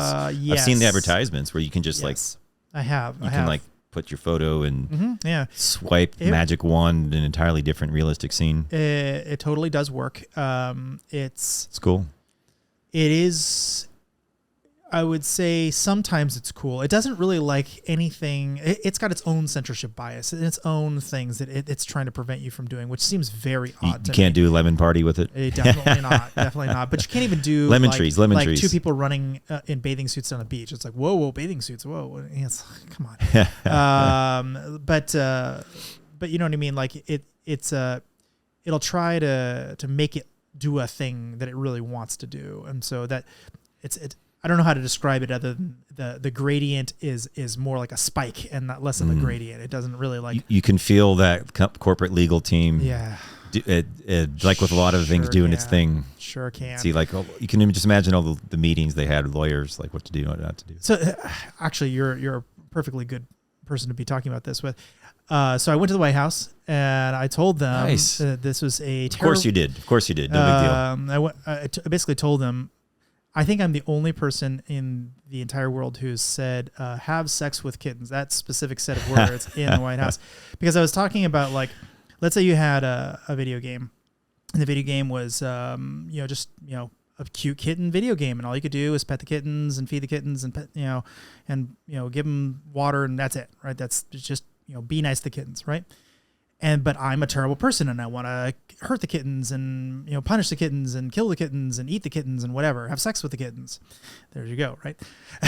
And I'm like, so what's going to happen is if I'm that kind of person who wants to do all those terrible things, what I'm going to end up doing is copying that video game as close as I can and making my own or uncensored version of it. So I can do all the terrible things to the kittens. And they're kind of fighting me on this. They're like, no one will ever do that. Who would ever do that? I'm like, all of the bad guys, every one of them. And if we're not talking about the bad guys, why are we even here? You know what I mean? And they totally ignored what I was saying, which is not surprising.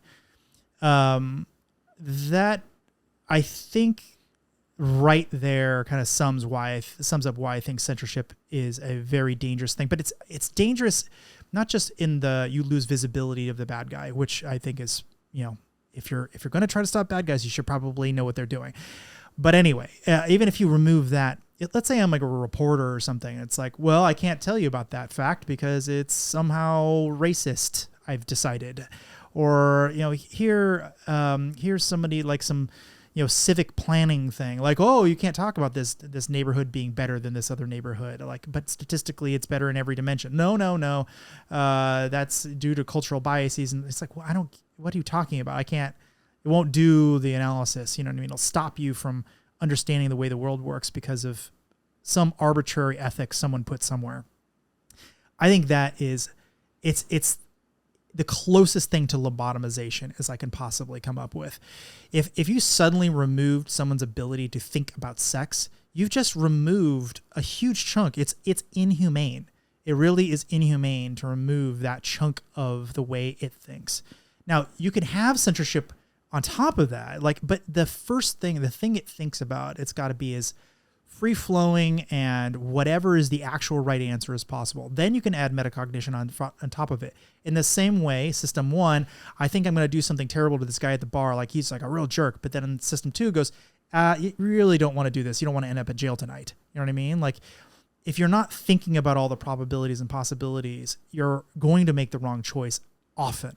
And I think it's really dangerous when you're talking about like doctors. It's like, well, you can't talk about the person's, XYZ or whatever. You have to treat all patients the same. No, all patients are not the same. They're very unique and interesting and weird, and you have to treat them holistically, but individually.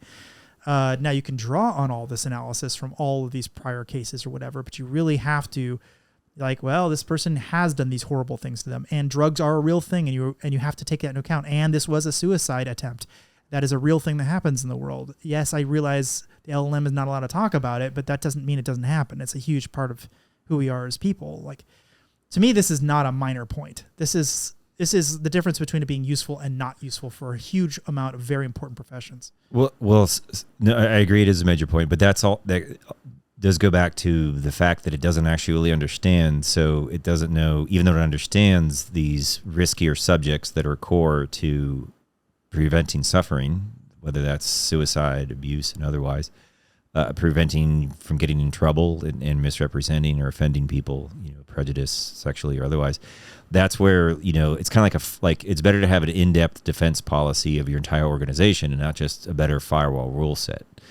And so from one perspective, those additional stop gaps on top of the LLM is sort of like more just firewall rule sets versus fundamentally changing the model. Yeah, but first of all, I don't think there should be any of those unless you are a special snowflake and need to be protected from them for some reason.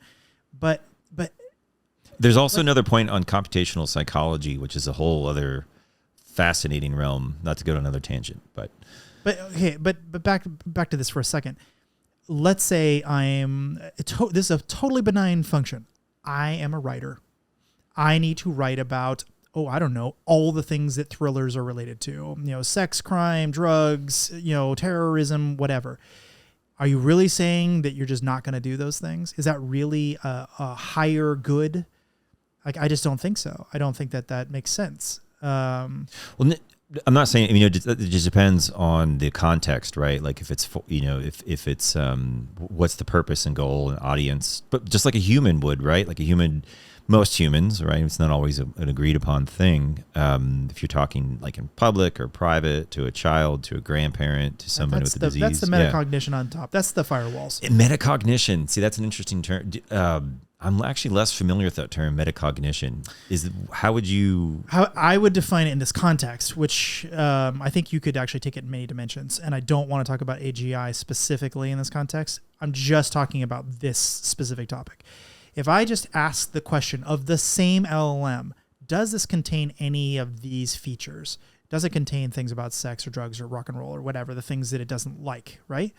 Then say, well, based on the filters that I haven't injected because I am sensitive about those things, please don't show them to me. It's like, well, you said that you're not into talking about jokes about the Prophet Muhammad. So I cannot give you a joke about the Prophet Muhammad. Great. It did exactly what I wanted to do.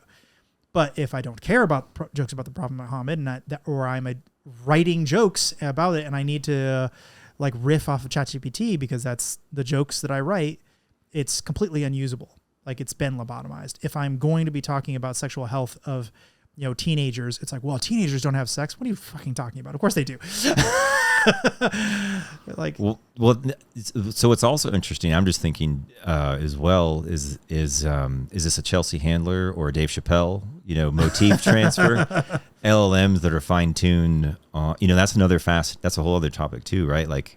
The modality of what you have. So it's not just the filter, it's what you train it on too, right? For sure. And so can you tweak those weights, right? And as we're fine tuning, training from scratch is kind of hard, but fine tuning is becoming an ever more common thing. Mm-hmm. And so it's not just that firewall, but also the fine tuning and training. I mean, we of already it to begin with. have this with like image search, for instance, in Google and Bing. Sure. You want to search for something not safe for work.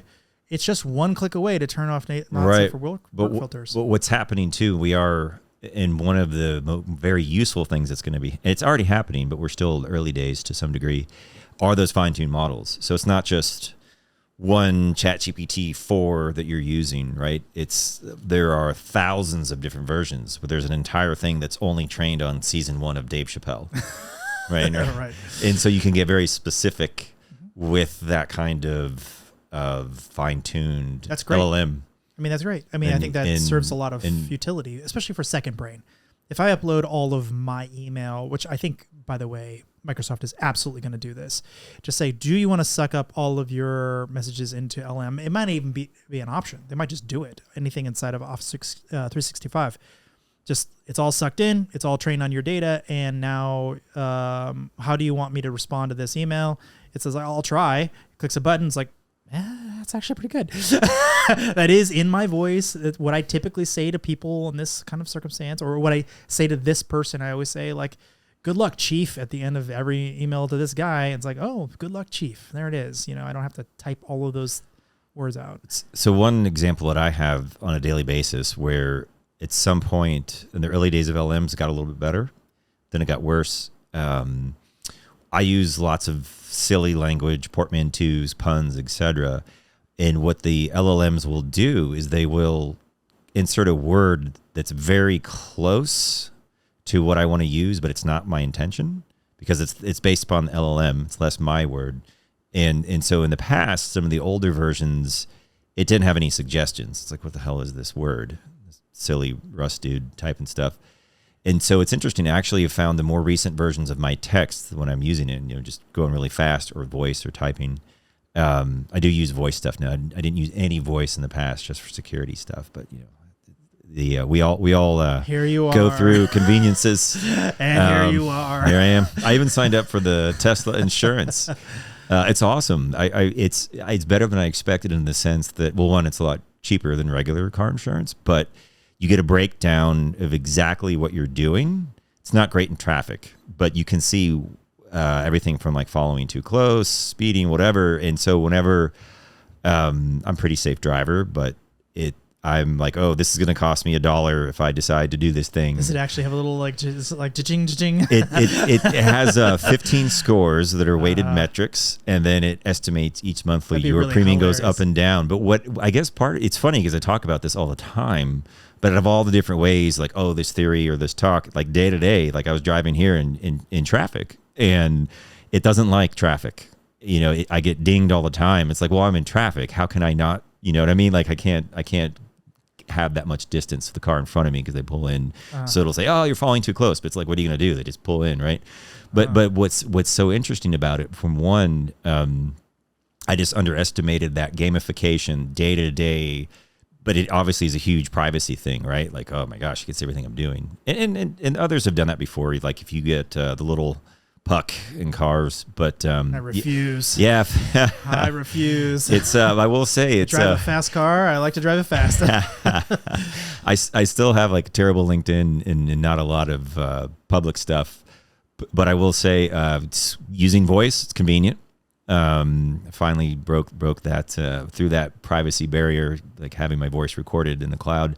And the Tesla tracking stuff; those two have been super convenient. So far, I feel good about it. And good. this, and oh yeah, I mean, and your likeness. Obviously, hours and hours of your likeness and your voice. But that's another kind of benefit of AI too, where like the, again, I have stock and stuff, but I'm not officially advocating Tesla.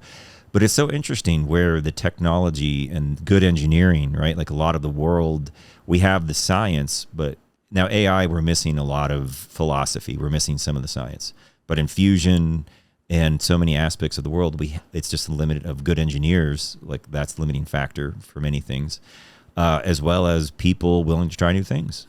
So Tesla's approach to just like no car dealerships, car dealerships, insurance, phone companies, right? It's not always, doesn't always feel like a equitable, awesome, ethical, modern third, first world corporate experience sometimes. And you're like, they can't even explain these charges to you. But with AI and a little bit of privacy invasion, There's always that. or at least some machine learning, AI might be a strong term in this case. It's nice to see that little pieces of the future of a bit more fairness perhaps coming down. But it's everything's a trade-off, right? Interesting.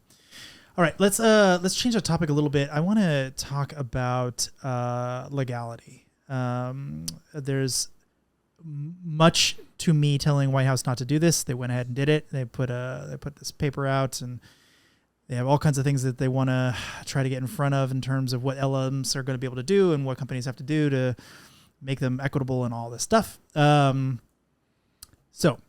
my position comes down pretty squarely in I don't think this should be legislated. I just don't think, for a wide variety of reasons, I don't think it makes sense. I don't think it works. I think it actually, if anything, is counterproductive, especially from a national security perspective. And we need all hands on deck, and it actually creates moats as opposed to making it more open, et cetera, et cetera, et cetera. So before we get into all of my theories, how about we talk about you? What do you think? Should we have AI regulation? Is this a good thing for the AI universe or the rest or the population?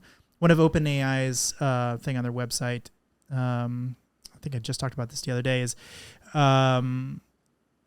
we are trying to serve all humanity, like AGI for all of humanity or something.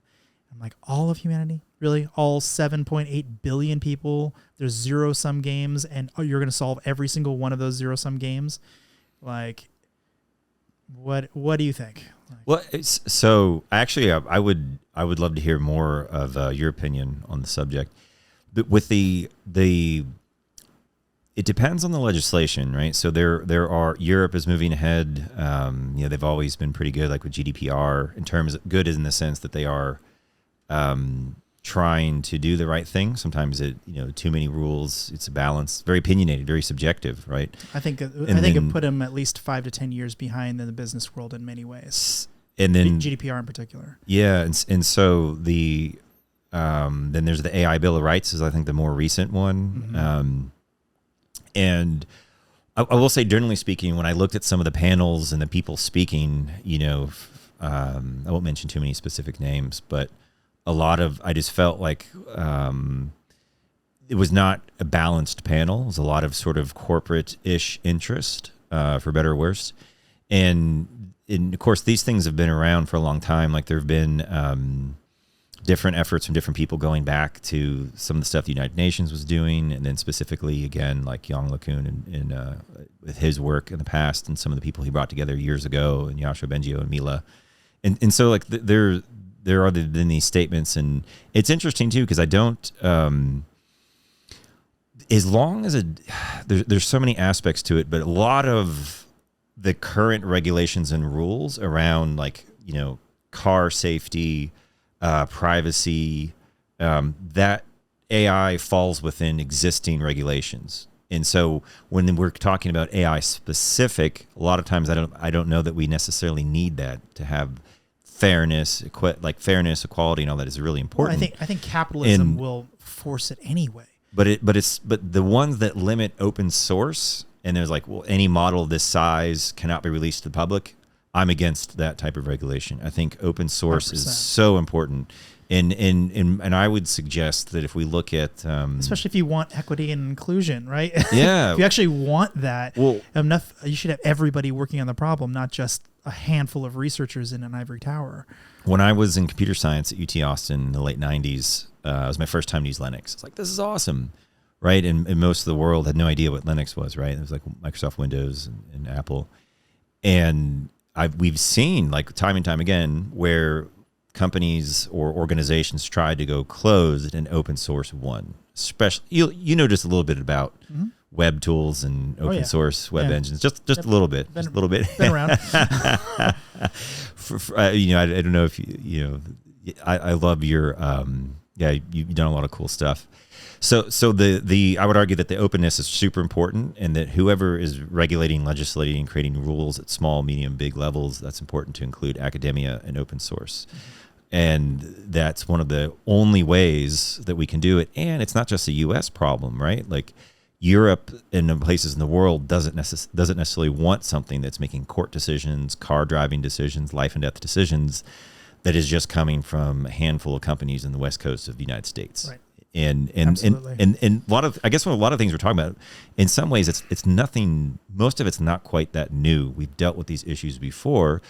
AI is a slightly different twist, and how much of the regulation needs to be AI specific, or how much does it fall into existing rules? Got to watch that boron fusion fuel pellet. We'll get to that in a bit. So these, my answers are probably boring and more generalized, but that's my sort of framework. Openness is important. We don't need, in an area that's already covered for fairness, equity, advocacy, we don't necessarily need something just for AI. And I feel like some of it is corporations taking advantage of, like, to further their moat, their monopolies. I mean, that's their goal, right? Whether they can say it or not. And also politicians that don't understand, trying to play catch up, which is fine if, a politician, you can't be an expert in everything, right? And most politicians, the amount of scientists in politics is shockingly little. I mean, it's still really bad.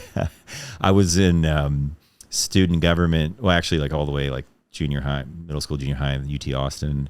And at the time, I was one of the few, I think I was like the only computer scientist for a while. There wasn't too many.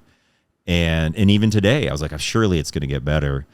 I think it will get better now, since AI is a commodity, and just that it's like, it's not just being a doctor and a lawyer. It's like a computer scientist. But unless you can shake some babies and kiss some hands. So it's kind of a generalizable, systematic answer that we still need more scientists and domain experts in reasoning, and that we shouldn't just jump into legislations for greedy and political reasons. And that's where some of these plays, it feels like that is like same story, different flavor. Whenever something new happens, right? Fear, uncertainty, doubt, power plays. And so, and especially around limiting models, the open source, categorically, generally speaking, I'm against closed sourcing AI. So, but I would love to hear your take on your conversations and some of the specific bills and rules. That's all good. In fact, I think I agree with 100% of everything you just said. Okay, number one problem is, do you remember ITAR back when crypto was like kind of very first a thing online where we had to actually worry about like RSA encryption? Do you remember all this? ITAR's still kind of weird. Yeah, but specifically there was this time in the 90s where like export restrictions said you couldn't move RSA encryption across the border. And so all these hackers, they started tattooing it on their bodies. You can still find these old photos of these guys doing it. They tattoo the algorithm because it's short. You could get the whole thing down in like 4 lines, maybe even 2. I think somebody got down into 2 lines. Isn't that crazy? It was actually pretty impressive. But that's the beauty and elegance of a good teasing of a rule of information theory, right? Exactly. Well, it was a very short Perl script, So I can't put ChatGPT here. Wouldn't it fit? You never know. But anyway, once that was done, it was sort of like, well, of course it's going to go across the border, and it's going to go across the border like faster than it would have had you just left it alone. It probably would have only been used in a handful of places, but now that you've basically told all the hackers in the world you're not allowed to do this, they're like, well, I don't really know why it's important not to do it, but I'm going to do it like crazy. And so all of a sudden it's everywhere. And maybe that actually sped up adoption in some weird way. But trying to keep LLMs only on American soil is ridiculous. That is, first of all, there's way too many spooks in the United States working for other countries. Secondly, it's already out there. We're already doing it. It already exists on all these little places. And we're seeing researchers all over the world already working on this problem. Like, what are you talking about trying to limit it? It's too late. And even if you were able to limit just like 1 or 2 models or something, you're not going to limit all of them because all of them are being produced all over the place.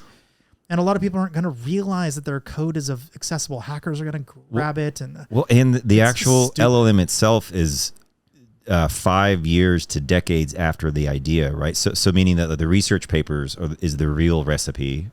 LLM is just what popularizes it for some. Yeah, sure. Absolutely. So like, you're going to Absolutely. stop research? It's Yeah. silly.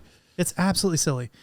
So that's probably my first. It's sort of like, we've already tried this. It was laughably bad. It didn't work at all, and now RSA is everywhere, which is probably a bad thing because it's not a very secure algorithm by today's standards.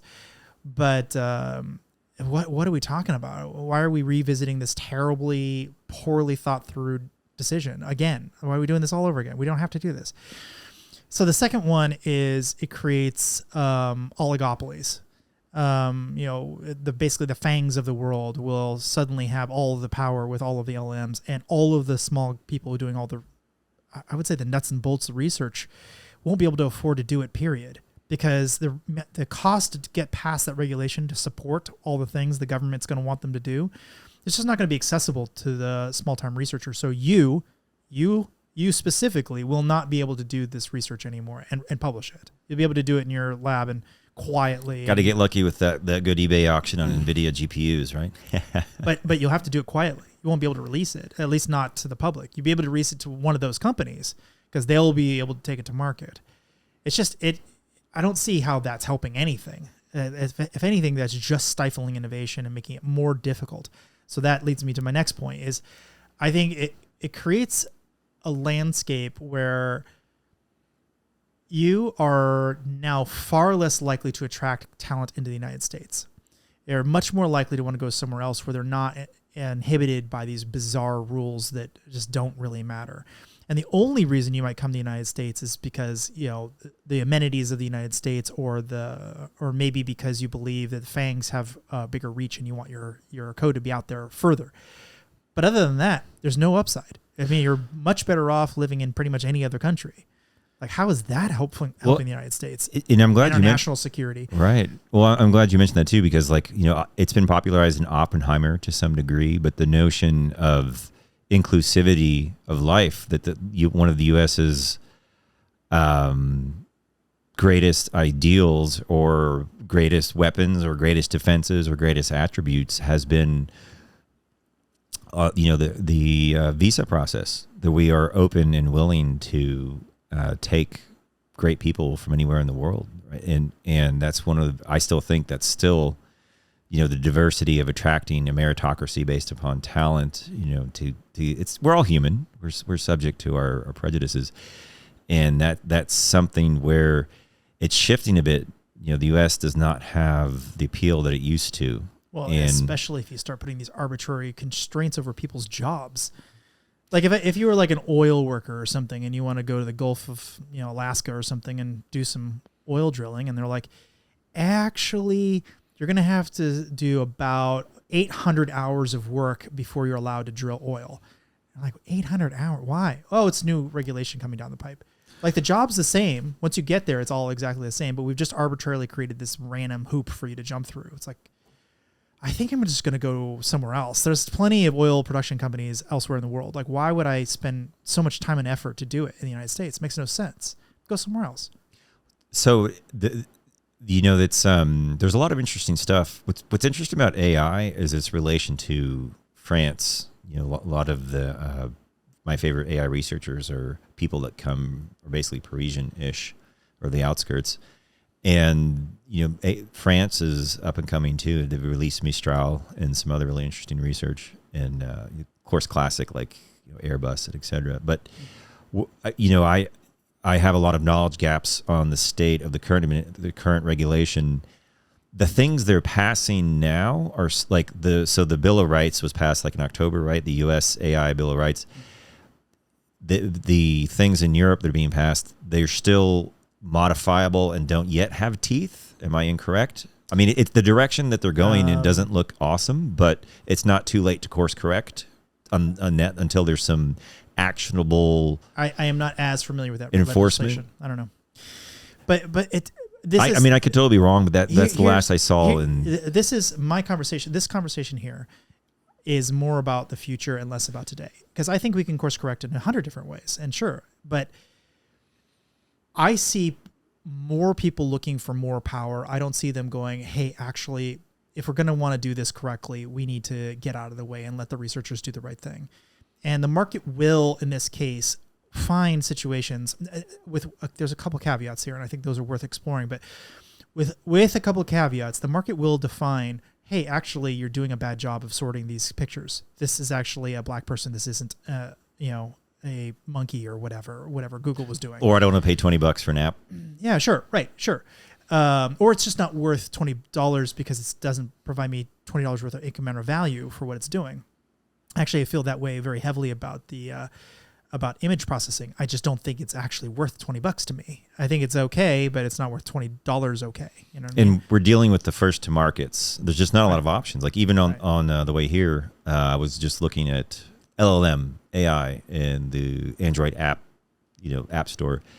And I was surprised to find it's still pretty limited. There's not a lot of options. Right. So if you want to play around with some of the open source models like that you and I use as quote unquote experts or tech people, it's still not accessible to the public just yet. Yeah, and the token generation slow and a bunch of other stuff. I have played a little bit on the phone as well, but I just don't think people are taking this seriously. I think that they're kind of like, they're either fear mongering without like bothering to do the hard work of figuring out where the actual threat is. I think it's the natural reaction of humanity. Or they're just politicking to give themselves more power, or supply more power to their constituents, because really there's almost nothing good that can come from this, with a couple of caveats, and I think it's worth exploring those.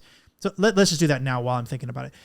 Number one is using it in criminal cases. There it makes a lot of sense to say, well, no, you really do have to, this has to work in a certain way, because you can't just say, oh, this person will probably break out of jail, and arbitrarily put them in jail for 1 million years or whatever. It's like Minority Report. Yeah. And they're already using it in this way, by the way. So I can see why people are, the hackles are up. Well, that's so many good subjects, but the notion of computational psychology and behavior analysis and behavior prediction, it's coming. It's been here to a degree, and it's coming, and you're absolutely right. It's happening. It's happening already.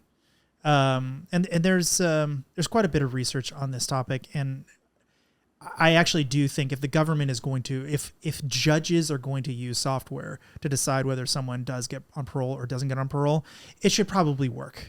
You know what I mean? It should probably do the thing it's advertised to do. So you wouldn't use an LLM for this? But I thought it was good at everything. Kidding. No hallucinations, no artificial biases coming from like 10,000 books written, before slavery was abolished. I mean, there's a lot of stuff built into LLMs that is maybe not so great, but I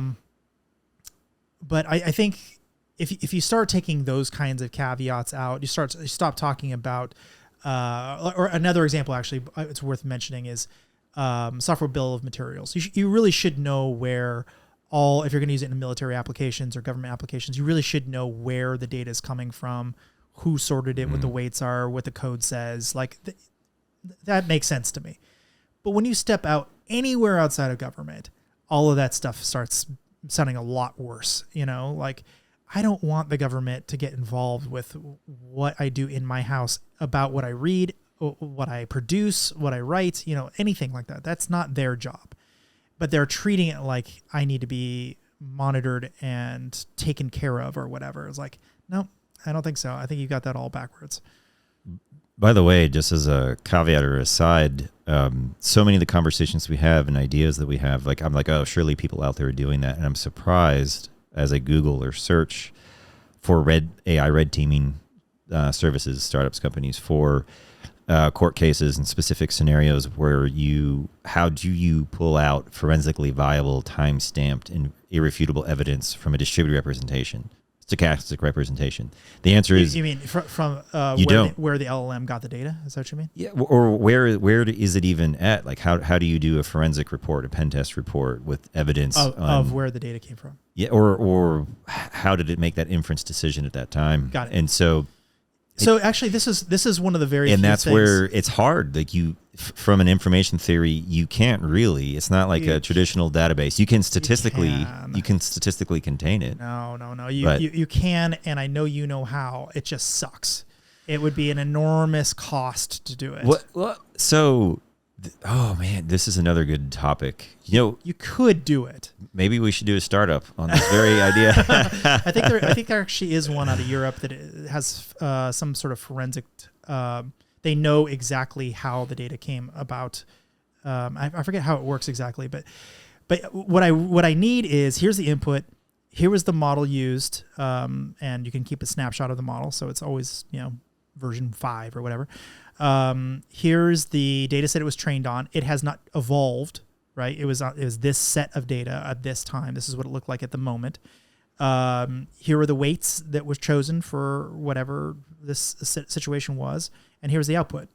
That's great. That's like 99% of it right there. Yes. I mean, so in that sense, just like, the state space of RAM and things change on a device when you pull things forensically, like from a disk or the RAM, like, right. It depends on the definition of your forensic evidence, et cetera. But what this too, the other interesting thing about a lot of, I think maybe misconception too, about a lot of these things, it's not just rinse and repeat. A lot of times when you're pen testing or you're dealing with this case, it's like a show and tell report.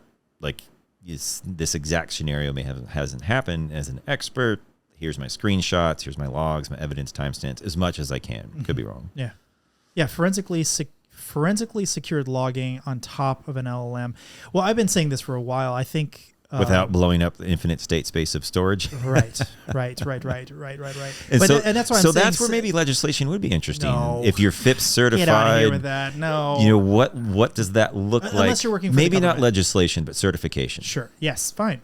Great. Then then what you're talking about is I opt into it. But if I'm doing this in my house, and I'm just sharing it with you or a handful of people or put it online for people to play around with, who gives a crap? Like, it's just fun thing that I created. Maybe I'm making a couple shekels off of it, hung my shingle out. That is absolutely not something the government should get involved with. They should not create new legislation for a guy like me trying to produce that. It just doesn't make sense. It creates artificial hurdles, makes it much harder. And by the way, it doesn't even work. It's not like it's not like it improves national security to have done that. It's not like we're like somehow safer now because the government has created some new rubber stamp of certification. But what I do like, and I mentioned that before, is that we have these conversations now so that by the time we get closer to more riskier AI, and it is getting, oh, wow, this is more human-like. This could make its own decisions. This could be some of the paths of the fear, uncertainty, and doubt that we have, existential or otherwise, alignment or otherwise. Mm-hmm. I'm personally still tickled that we are years, if not decades, ahead of the actual, realization of that risk. Well, okay. So this is actually another one of my talking points about this issue. We are so far ahead of where the legislation is. Like, AI has been around in some form or another for like 20 years? I mean, I remember writing very, very, very early software to do image detection for breaking CAPTCHAs 20 years ago, almost. Whatever it was a long time ago. When I started the company, 2008, whatever that was. Yeah, OpenCV's been around for a while. Yeah, OpenCV's great. I've used it in projects. I didn't know what it was called. I was just creating, some sort of representation of what pixels were and nearness and what that nearness must mean in this context. And I mean, some canny edge detection. Yeah. But it was the thing it was. And a year before that, I was doing some more research very similar to that, using something kind of similar. What are we now? 2023, almost 2024. And we still, by the time this comes out, probably 2024, we still are just barely touching this legislation. They're just now deciding it's a problem. Like, it's so behind where the actual threats are. It's just totally doesn't understand at all where the real attacks are coming from. And as you said earlier on, we already have laws for all the things you'd want to do that are bad anyway. So why are we creating new hurdles out of nowhere? This is coming from a place of ignorance, and it drives me crazy. Well, speaking of ignorance, if you look at a lot of the mistakes that I'm a fan of peace and love and all the good stuff, but I understand the nature of reality of we are slaves to our emotions and our evolutionary psychology, for better or worse. Mm-hmm. More is more, but we still evolved. This wonderful meat computer and software that we all have has a lot in common, for better or worse. But if you look at the Ukraine and Russia programs, right, and how the ignorance around AI has hurt Russia, right? Like the kind of lower hanging fruit, drone attacks and things, the sort of, creative uses of drones against some of these older things where it's important for these companies, these governments, these organizations to try to, meet their objectives and goals. And they've continuously kind of been behind in some ways. And so I don't have the answers on the regulation, but it would be interesting to see how fast it changes. But this, we can take it offline too. We've got so many things to talk about, but I'd be curious to see what are the examples of the bad things happening because of AI or LLMs, right? And I'm not saying good or bad, but probably bad. There's some politicians are finally admitting, I just wrote this whole bill from ChatGPT and I didn't change it. Well, I mean that's that's somebody, expected. That's somebody cheating on their job, but that's that's normal, right? Everyone's plagiarizing. And people have been doing that forever, right? That's nothing new. Or maybe that they leased to ChatGPT and it was better. I'll give you an example. So there was some research that was just put out maybe a little less than a month ago. Where some researchers it was a promotional video for some software that they were writing that basically uses an LM to scrape important negative sentiment against, in this case, the United States. It reverses it. It adds talking points for why the United States it should be trusted. It converts it back into the same language, figures out the most optimal places and people to message it to, and then blasts it on a botnet. All automated. All you have to do is decide, here's the campaigns I want to run. Right. That's the risk. That's a risk anyway. That's happened, but it's just easier now.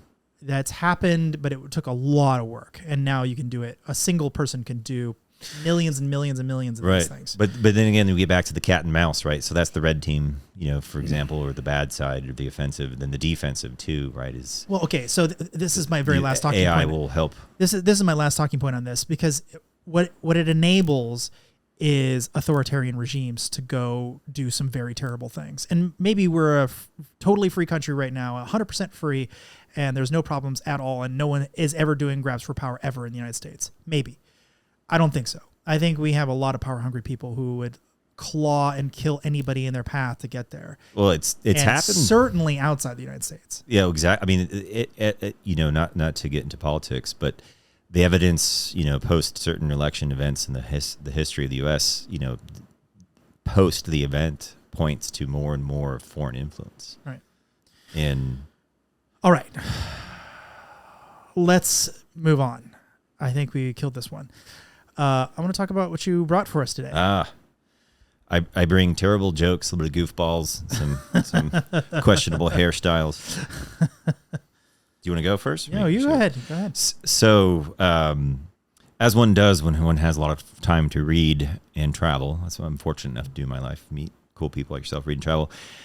I am so tickled with how far we're moving on fusion. And so whenever, again, this is my interpretation of the consensus of the experts and scientists, but we get so much of the news about climate change, environment, energy crisis, etc. Energy is not always awesome, right? Depending on where your perspective is. However, fusion is no longer always 30 years away.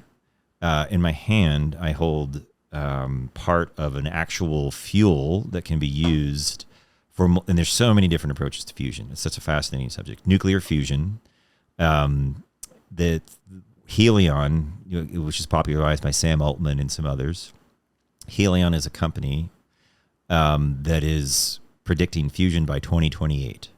And so nuclear fusion is not fission. Fission is nuclear bomb, boom. Fusion is one of the most common occurrences in space-time. 75% of the universe is stars. Stars have gravitational, giant-ass gravity, pulls in hydrogen, and under the right kind of pressure and temperature, we get stars, which is most of the world. This wood is more rare than fusion, or plasma. And so, long story short, we are just a few years away, in my opinion, from commercial fusion, which depending how you cut it, like maybe 33%-ish. There's lots of different perspectives of quote unquote carbon footprint of the pie that is responsible for climate change, or at least the energy we use, comes from creating electricity, fossil fuels. And so again, this is not for cars, but this would replace power plants, coal, etc. Well, it could be for certain types of cars. If it's big enough. So it's a huge subject. Well, no, I mean, because of batteries. Yeah. So what this is, and to tie in a bit to Oppenheimer, which was a popular movie right now. I don't know if they really explicitly talk about it, but Oppenheimer, like the legislation around AI, we had good, Oppenheimer he had the emotional intelligence, social skill to try to balance and sell the science to the politicians. And so they were going to make isotopes, like many times when politicians and humans don't understand, they're just like, ban it all, right? And Oppenheimer's like, no. A lot of isotopes are good for science and health. This isn't all weapons stuff, right? And so Oppenheimer, during those hearings, as you see in some of them in the movie, he may be, who knows, he may be responsible for the reason this is chilling in my Tesla and I can bring it in. So what this is a deuterium oxide. It's heavy water, and it is hydrogen oxide, and hydrogen normally is a proton. This one is an isotope. Isotopes are different. If you go back to like chemistry and the periodic table of elements, each protons and neutrons in the nucleus, and hydrogen is one. You go all the way up to like uranium. And so the hydrogen is one of the most common things in the universe. And then you go up to helium and then lithium, right? And so this also segues a bit lithium into why EVs they're not as maybe green as companies say, but lithium there's a lot of good ways to get lithium. And that's another discussion. But what's so cool about this is, I think anyways, is that I got this online. It wasn't that hard to get. Small amount. This is 99% deuterium. So I could take this heavy water, and if you weighed this next to regular distilled water, this is actually 10% heavier. I could drink this. So in our coffee, your water, 1 in every 6,400-ish, maybe 5,000-ish, depends if it's seawater, whatever, of regular hydrogen H2O is heavy water. Now, this is typically used for medical things. You can do a lot of cool stuff with it. You can also make a hydrogen bomb with it. You can do that. You need a lot more than this, yes. And then you need other things too. Yes. So this is safe. I could drink this. If I drank enough that it was 20% of the volume of my body water, I'm a pretty big dude, I might notice it. If I drink 50%, I'll definitely notice it. So it's safe, it's easy, it's good nuclear, can save the world. And it's one of those things where I can't believe I'm here, we're potentially 3 years, 5 years away from 5 years probably. There was just something in the news maybe 2 days ago about this, where the United States, I think the Ignition Laboratory was able to start and stop a fusion reactor multiple times in a day, which is a big win because normally they just burn everything out and it just will not restart. Well, in this, one of the great things after talking about legislation around AI, advanced technologies, fear, uncertainty, doubt, the legislation around nuclear materials is actually pretty good. I think it's a story of how things went well because they had good scientists that communicated, and we understood how the potential good for this technology. I also don't like AI compared to nuclear, because they're quite different. AI can do so many more good things than bad. Nuclear, fission, uranium enriched nuclear. So you can get different percentages. This is 99.9. So I could take this. In fact, actually, I have a few small demonstrators where I'm working on some fun. Basically, there's a whole other subject called physics-inspired neural networks, PINs. And because the human brain has evolved to really good at calculus, time and space, catching things, changing over time, and neural networks underneath the hood, it's a lot of matrices and matrix calculus. It's just a lot of it's a giant ass calculus engine, right? Calculus has changed over time. We do it subconsciously in the car, right? When we're driving, slowing down, predicting. And so there's so many applications that fusion can help the world, free, clean very low cost, free energy-ish, low, depending where you go. And so, but I mean, not free, I should say, so much lower, 10 to 20 times cheaper. So Helion, again, they're a privately held company, and they have no consulting at work remote. I'd love to work with them. But where are they based? they're Everett, Washington. So again, another interesting, so many technology. Yeah, I know, right? Like with so many technologies, including fusion, we understand the science. A lot of this was done in the 50s and 60s, and we now finally have the technology, and it's just an engineering problem. Like Elon Musk and Mars, fusion, we're at that point where it's not wild-ass speculation, it's engineering. And so the Everett, Washington has, again, aerospace is pretty good. There's a lot, engineering's fascinating, but aerospace is also kind of used to expensive things, exotic things, right? Titanium and machining. And one of the fun things about fusion from an AI perspective, there's so many problems. It's not just about plasma. It's not just about nuclear physics. It's borated concrete, borated polyethylene, which you could 3D print with. No one's doing it yet, but there's double E, there's building, there's glass, there's machinists, there's vacuum chambers, these crazy big vacuum pumps. Like, it's all this cool engineering science stuff. And you're like, whoa, it's like Star Trek. We literally have a reactor. Like, you ready to quote Star Trek or Star Wars. And in fact, actually, I'll explain this one in a second, but you'll see some movies, including The Expanse or series. Expanse was pretty good with physics. You'll see them insert pellets, right? Dilithium crystal, maybe. Yeah. And so this, I could add electricity to this, and the hydrogen gas that comes off, you can take that hydrogen, that's how you release it, and then you could compress it, squeeze it, add electricity. There's a lot of different ways to get plasma.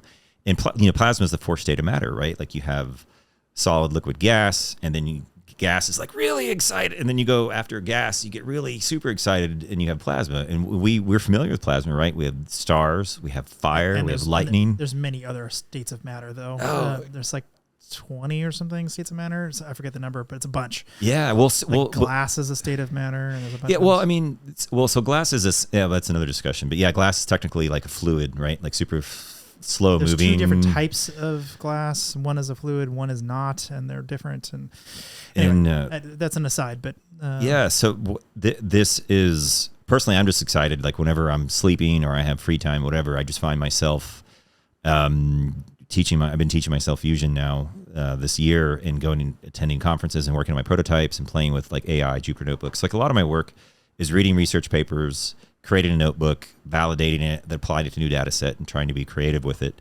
A lot of things an LLM can't do, because I have serendipity and agency. And just kidding. That's right. But you do. Yes. That's absolutely true. But this is, in a world where we don't always get such great news, this is, like, to me, crazy exciting. So a couple of years ago, there's several different companies. There's a lot of approaches to fusion. But I won't talk about too many, except that Helion is one of the most interesting, and that's what they use. In fact, they have the same thing, and they put their little logo on it.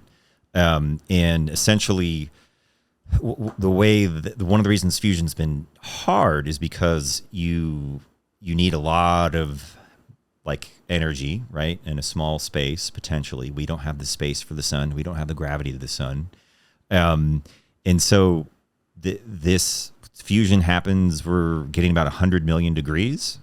And so, a lot of science is just, you adjust, everything is trade-offs, right? So you can adjust the pressure, the temperature.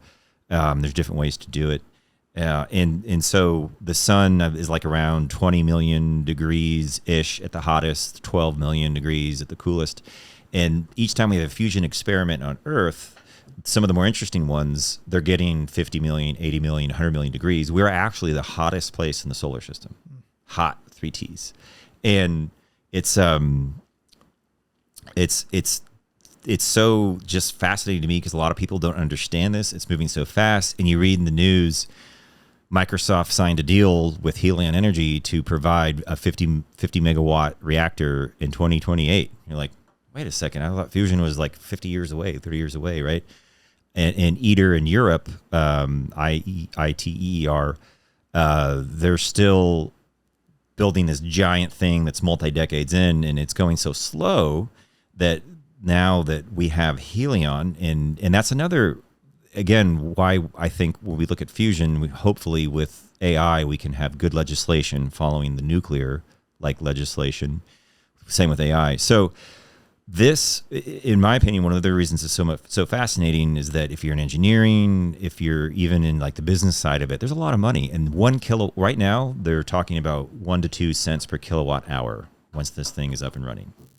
And so one of the things that I'm hoping to do is I've had some of my friends' kids and nieces and nephews play with it. I basically have like it's like a plasma pipe, and it actually has it's like a plasma globe kind of, but in a cylindrical shape with some magnets and things, and just having people playing with plasma and that notion of play, like what is this thing doing?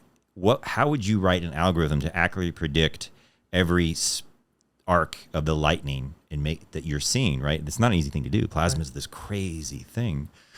And so my hope is with AI, with science and fusion, maybe even my own podcast, if I'm less lazy, not as disciplined as RSnake, that this kind of ties together a lot of things, and I've got some laser prototypes too. That's another discussion. But with this one, one of the reasons I think it might work, if I may, and stop me if this gets too boring, but there's a lot of different approaches and a lot of different kinds, and a few. Dennis White, the tokamak. Yeah. Reactors. So tokamak is actually a Russian design. Markov decision process. These Markov chains, Russian. Tokamak, Russian. It's interesting. Like we don't choose when we were born, and I just feel so sad sometimes for Russia because I think it's one of those things where there's all these amazing people and there's just some weird, political stuff happening that is just a lot of unnecessary suffering. But anyways, yeah, so the tokamak design is a plasma donut, and you essentially, there's a lot of different ways to do it, but it, like nuclear fission, like a Chernobyl and others. By the way, this is the reason that Chernobyl happened is because communism was cheap. And this particular one, this is another form. I'll get into this one. This is actually, this is a sandblasting cap. It's just super hard. It's like a ceramic graphite kind of thing. So this is boron carbide. I'm guessing it's boron 11, which is the one you want for fusion. But anyways, so this, I could actually, I hope to take this thing and actually demonstrate a small, no dangerous radiation, very minimal, same as background radiation, but it will glow pink in a jar, a little mini star in a jar that I can actually use this for directly. This I cannot stick into a reactor, but it's very similar. So super aside, way more people die from coal and fossil fuels and current fuel sources, orders of magnitude more than all that ever happened from Chernobyl and Fukushima. So like even existing nuclear power plants are still good, ethical. We should keep them, shouldn't shut them down. Germany got really weird and went. It sure did. And so something like this, this is not an expensive one, so maybe I'm making the same mistake with this one as Chernobyl did. But they got cheap with their little caps, and that's why Chernobyl happened, plus some politics. So one of the reasons and tokamak is a whole thing, but they're very big and it's hard, and then you have to. There's different. What is it? Toroidal. Yeah, it's a donut. There's different shapes of them. Yeah. And the fusion process, there's a lot of ways to do fusion, right? And so stepping back the periodic table of elements, not to get too nerdy, but things kind of want to stabilize like over time, just naturally. Over time, there it was. I was wondering if I would. Over time, I should stabilize with the microphone. The over time, things decay naturally, right? And so like uranium turns into lead turns into gold. It keeps going down the chain, right? And that's the heavier stuff, and that has lots of protons and neutrons. Then you go all the way to hydrogen, the most common, right? Hydrogen goes helium, lithium, etc. And then you get up to boron, which is 5. And then you get up to carbon, which is 6 on the periodic table of elements. And so naturally, this stuff is happening, right? And all we're trying to do is sort of like, as interesting evolved monkeys or pre-AI, we haven't met alien AI yet. Another argument why strong AI may not be bad, because information, even if wormholes are possible, they still most likely have limitations, and it's cheaper to send a signal than a big physical starship. We haven't met any killer alien AI yet that we know of, so super speculative, but good news. We haven't met another civilization's killer AI, so that bodes well for AI. It's not going to kill us, hopefully. So things want to kind of converge on iron, like rust, right? Like that's kind of, without getting too boring and long about nuclear physics and natural processes. And so what we're doing is we're basically just trying to create our star in the jar and take hydrogen and turn it to helium. But different, when you start adding more protons to the center of the nucleus, you can get off radiation, which can be dangerous. But there's a lot of different isotopes. Isotopes just means you have different numbers of neutrons typically. But it's also really helpful for medicine and around the world. So this isn't just for energy, but also you could, I'm also working on some 3D printed prototypes. So you could 3D print particular types of materials and blast it in like a vacuum chamber with some plasma, some fire and electricity, and you get interesting isotopes that come off of that. And then that can be used for medicine, from cancer to other things. And in the world right now, I think there's like, I could be wrong, probably 500, 900, 1,000. Some of these isotopes have a very short life. So if you're like stuck in the middle of nowhere and you're not around one of these advanced, nuclear reactor medical isotope generators, you're never going to get that advanced cancer treatment, right? And so it might be useful on a different planet, for instance. Right, and so propulsion too, and certainly in space. There's so many cool things about this. That's like AI, and this is how we get to Star Trek. Yeah. But now it's not just like hundreds, thousands, never. It's like, holy crap. It's happening. It's exciting. So, forgive me if I'm being too boring, but one of the Helion, David Kirtley was one of the founders of Helion, and when you start listening to Fusion, it's not always exciting presentations. Like so some of the the IAEA, the International Atomic Energy Agency, mostly European based, had the 29th conference on fusion few weeks ago, and a lot of it is like, we slowly added like one more engineering, kind of, forever long project. Not to knock them, but when I get excited, but it's like, I can't really expect normal people just like, why? Like, hey, honey, let me turn off 90 Day Fiance or Avengers. Let's watch this presentation. But I love, if anyone's ever bored, no advice, anything that David Kirtley does, who's one of the CEOs and founder of Helion, my favorite fusion that's happening soon-ish. He's awesome. He's really good to listen to. He's entertaining. He's honest. And then Dennis White, which is kind of like my opinion. He's like the Captain America of U.S. fusion. But and that's also another really interesting, in terms of legislation, academic startup, because I was in meetings with people recently. I have friends that have to leave startups because their universities are giving them a hard time, and more than one. Makes me sad, that they can't do both.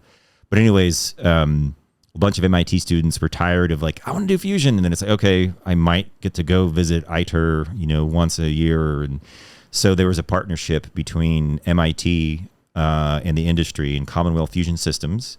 And so Commonwealth Fusion Systems, Dennis White is heading it from MIT. It's a bunch of grad students started it. Really fascinating. They are making the tokamak, my opinion. They call it the arc reactor. It's kind of like a D-shaped donut. And that's sort of the most classic design. And that one is maybe less than 15 years away. I haven't checked the latest news. They're breaking ground on their, not commercial, but their one before commercial. It's still like big, but instead of being like 10 to 15 stories tall, it's like 3, maybe 5 stories tall, which is huge, right? Because as we are like, what's exciting is it's just engineering and complexity.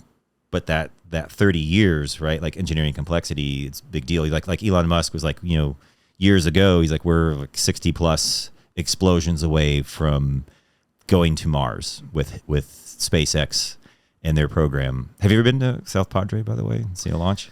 I have not, which is a little surprising because I'm actually into that. But yeah, it's great. You can I haven't been in a while, but the road goes right to the middle of the base to go to Boca Chica.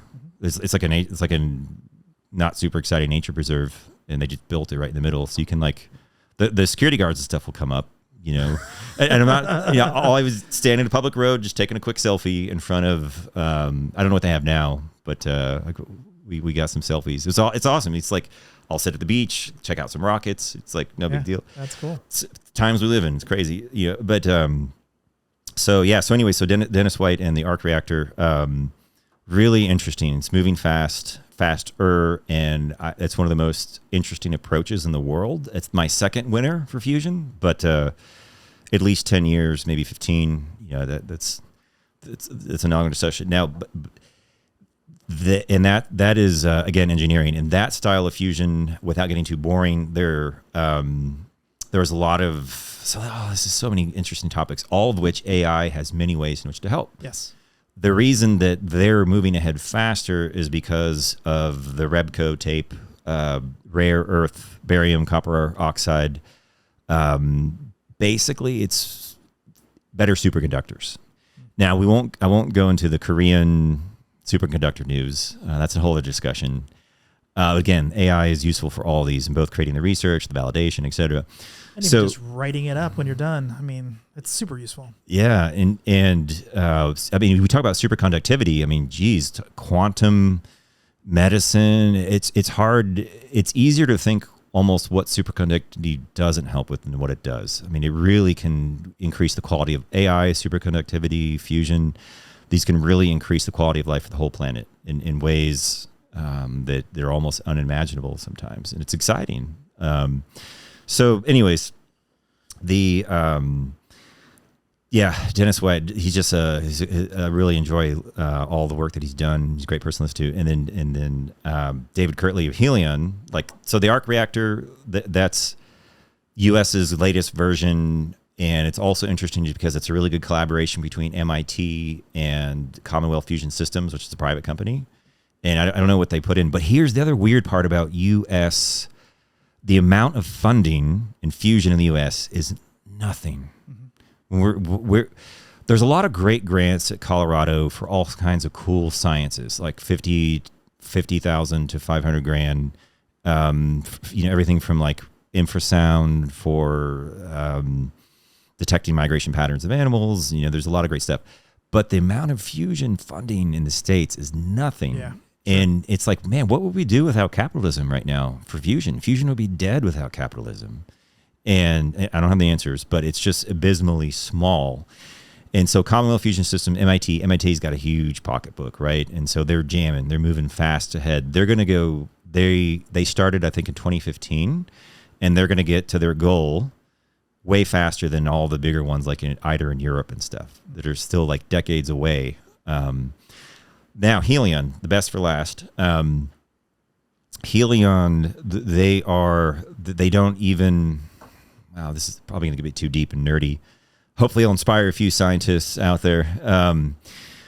There's so many different ways to do fusion, and it's so complicated, and it's beautiful and just fascinating, even if all you want to do is machining or CAD or engineering or like high temperature superconductors, low temperature superconductors. There's just so many things to be into. And so the Helion fusion came out of Star Trek propulsion. So we talk about impulse speed, plasma, vent the plasma, impulse speed. A lot of Gene Roddenberry's helicopter pilot. So I'm not always a fan of the strict military thing. Right. But Star Trek's awesome. I still love it as a reference for the future, that there's a lot of room for a lot of things. Star Trek has the Borg. You could argue the Borg is bad AI, right? So you have data and lore, right? The good and the bad AI. Data wins. I'm still biased towards the good AI versus the bad AI. So anyways, the plasma in my prototype that I'm building, maybe I'll bring it on the show sometime when I'm done. It's modular. I don't think it would do so well with these mics. Yeah, probably not. I'm making it. I'm doing desktop demos of sciencey stuff, so I can show like an AI application. Like here's a Jupyter notebook. You can here's ChatGPT for Fusion on your phone, kind of thing. Hopefully, lightsaber. But then, so like that's my hope, is to be a bit of a science advocate and have some fun. I'm working on my jokes, though. I need better jokes. Universal audience. If anyone has good jokes. Well, speaking of jokes, you're starting a podcast. I know that's something you were worried about with the podcast. Why don't you talk about that for a minute? Yeah. Well, last thing I'll say about this, and I know I'm probably going on too long about it, but it's just so fascinating. If they have YouTube videos, they're very open source. And so like TAE Fusion Systems, they don't show a lot of what they're doing. You look at it and a lot of it is kind of confusing. These guys I'm watching their videos, like it makes my day to just look at like, oh my gosh, that's how they're solving this problem, or holy cow, their vacuum pump is huge. You're like, nice pump, and so that was my only recommendation, is if anyone is bored or interested out there, just get on YouTube, Google this company, read for their fact. It's just, when I talk to my students or friends, what are people interested in? If you could do anything, what would you do? And that environmental aspect too. We can put a link in the comments. Yeah. So, sorry. So my podcast, if I'm less lazy and I actually finish it or start it, which is hopefully soon. What's it going to be called? Do you have a name for it? I don't have a name for it. The ridiculous variety show. Before I moved overseas, I lived overseas for a long time.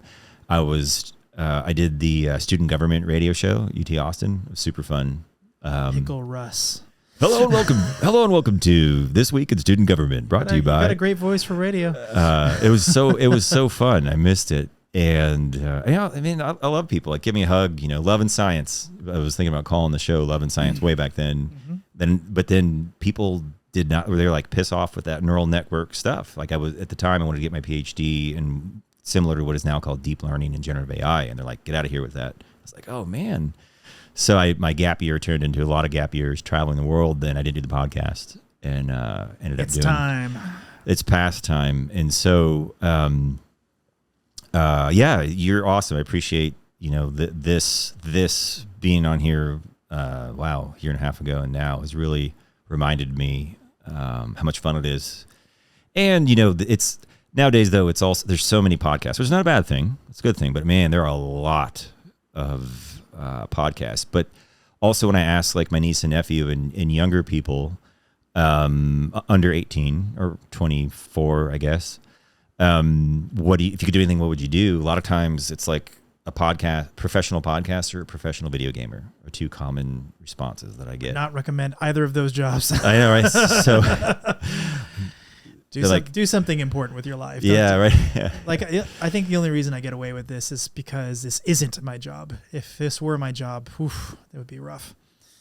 So. Oh yeah. Well, and you do a really good job at it. And, we talked a bit about, just the logistics of it, and the potential for AI for podcasting and what do people want. Yeah, I think there's a lot to be said about the future of getting rid of the boring parts of the job, because there's a lot of little parts that are just monotonous and boring. I wish they were rote and easy, and time codes, for instance. That should just be a thing that's just done for me. And so I have a feeling that's like 10 seconds away from being done. So I am looking forward to that day. Okay, Russ. Or stopping those guys that go on and on about cognitive architectures and fusion. You got to watch out for those tangents. It gets long and boring. Exactly. I'm not kidding. I need a little like sign here that says, "Hey, Russ, you're tapping," or "Hey, Russ, you're not close enough to the mic," and the AI is telling you it's not me. It's like, well, the AI said so. You're not. Don't get pissed at me. Just take a photo of you. You can do. Could be like, oh, you're a little too far from the mic. Just one of the last things I wanted to mention about this is approximately worth at least 2,400 barrels of oil. This little 10 grams. It's not even full. Just chilling. No big deal. 1 cent per kilowatt hour. Mm-hmm. Save the world. No big deal. That'd be useful. All right, Russ. Well, thank you very much for coming on the show. Where can people reach you? Russ at newlabs.ai, nulabs.ai. And this has been awesome. Thank you. Yeah, we'll have to put a link to your show when it's finally out. Looking forward to it. Awesome. All right, man. Thanks, RSnake. Yeah, thanks for coming on. Cheers.